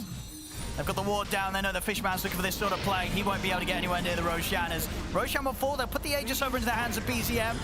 Off to the side. BZM able to jump over him without the Tiger take out Fishman. Yuragi, he's already looking for kills even deeper. He's on top of Toby here. Toby, he's got to pop the split here defensively. That hurts. Having to use it just to survive and get away. Not a great feeling, especially as he doesn't have the Aghanims yet, so he only has the 1 ulti. Yeah, 2-minute cooldown here. Yeah, quite a while. This time that OG can abuse. They have Aegis, they have control of everything. Radiant's top tower is under attack. Not too many weaknesses in OG's lineup right now. Passing over the Aegis to the puck as well means that you can't burst him. It's very difficult to burst down a BKB Mars. And Alchemist, I mean, you haven't been able to kill him a single time. Yeah, Yuragi indeed, he didn't need it. He's like, I'm not dying, boys. And get him with the jump. Concoction's there before the Ancient Steel. They've got the follow-up from Amar, keeping him locked against the walls of the arena. Toby taken out. And in fact, on the high ground as well, that arena getting double the value. Trapping in Kataomi, making sure that OG have to set up for 2 more. And they've really had sort of Toby's number every single time. This Brood getting jumped and completely destroyed. Yeah, this game, I have to say, I haven't felt the impact really from the Visage. The safe lane Visage, you're expecting it to be a force to do something, but I think he was just way too slow as a hero in this game. He tried to go for drums Aghanims, but we haven't really seen many ganks from him. No, so they're trying something, as I said, a little bit different from what we usually expect from Entity, and it's just not worked out great here. At least it looks to be so far against OG. OG very well suited to deal with the lineup that Entity's tried to throw at them. 25-13, 24k lead, OG in their element. Yeah, and they're not looking to give up any space. They're sitting on triangle right now, and as you can see, none of Entity can really get out of their base. They're trying to push mid with Visage. Right now, Desperation Smokes, perhaps. They have 2 on Clockwork, so there's 1 gonna be used. Can they get a connect with this? Hex is up. Full Hex on Visage. Maybe that can chain stun something into killing them, but the Alchemist is not easy to bring down. Trying to catch them by surprise here with this wraparound from the mid. If this goes wrong, it might be game over. I see Amar, he's ready to respond. He's actually going to find them first. He's in with the BKB arena over to the side. Pure gets jumped. He's out.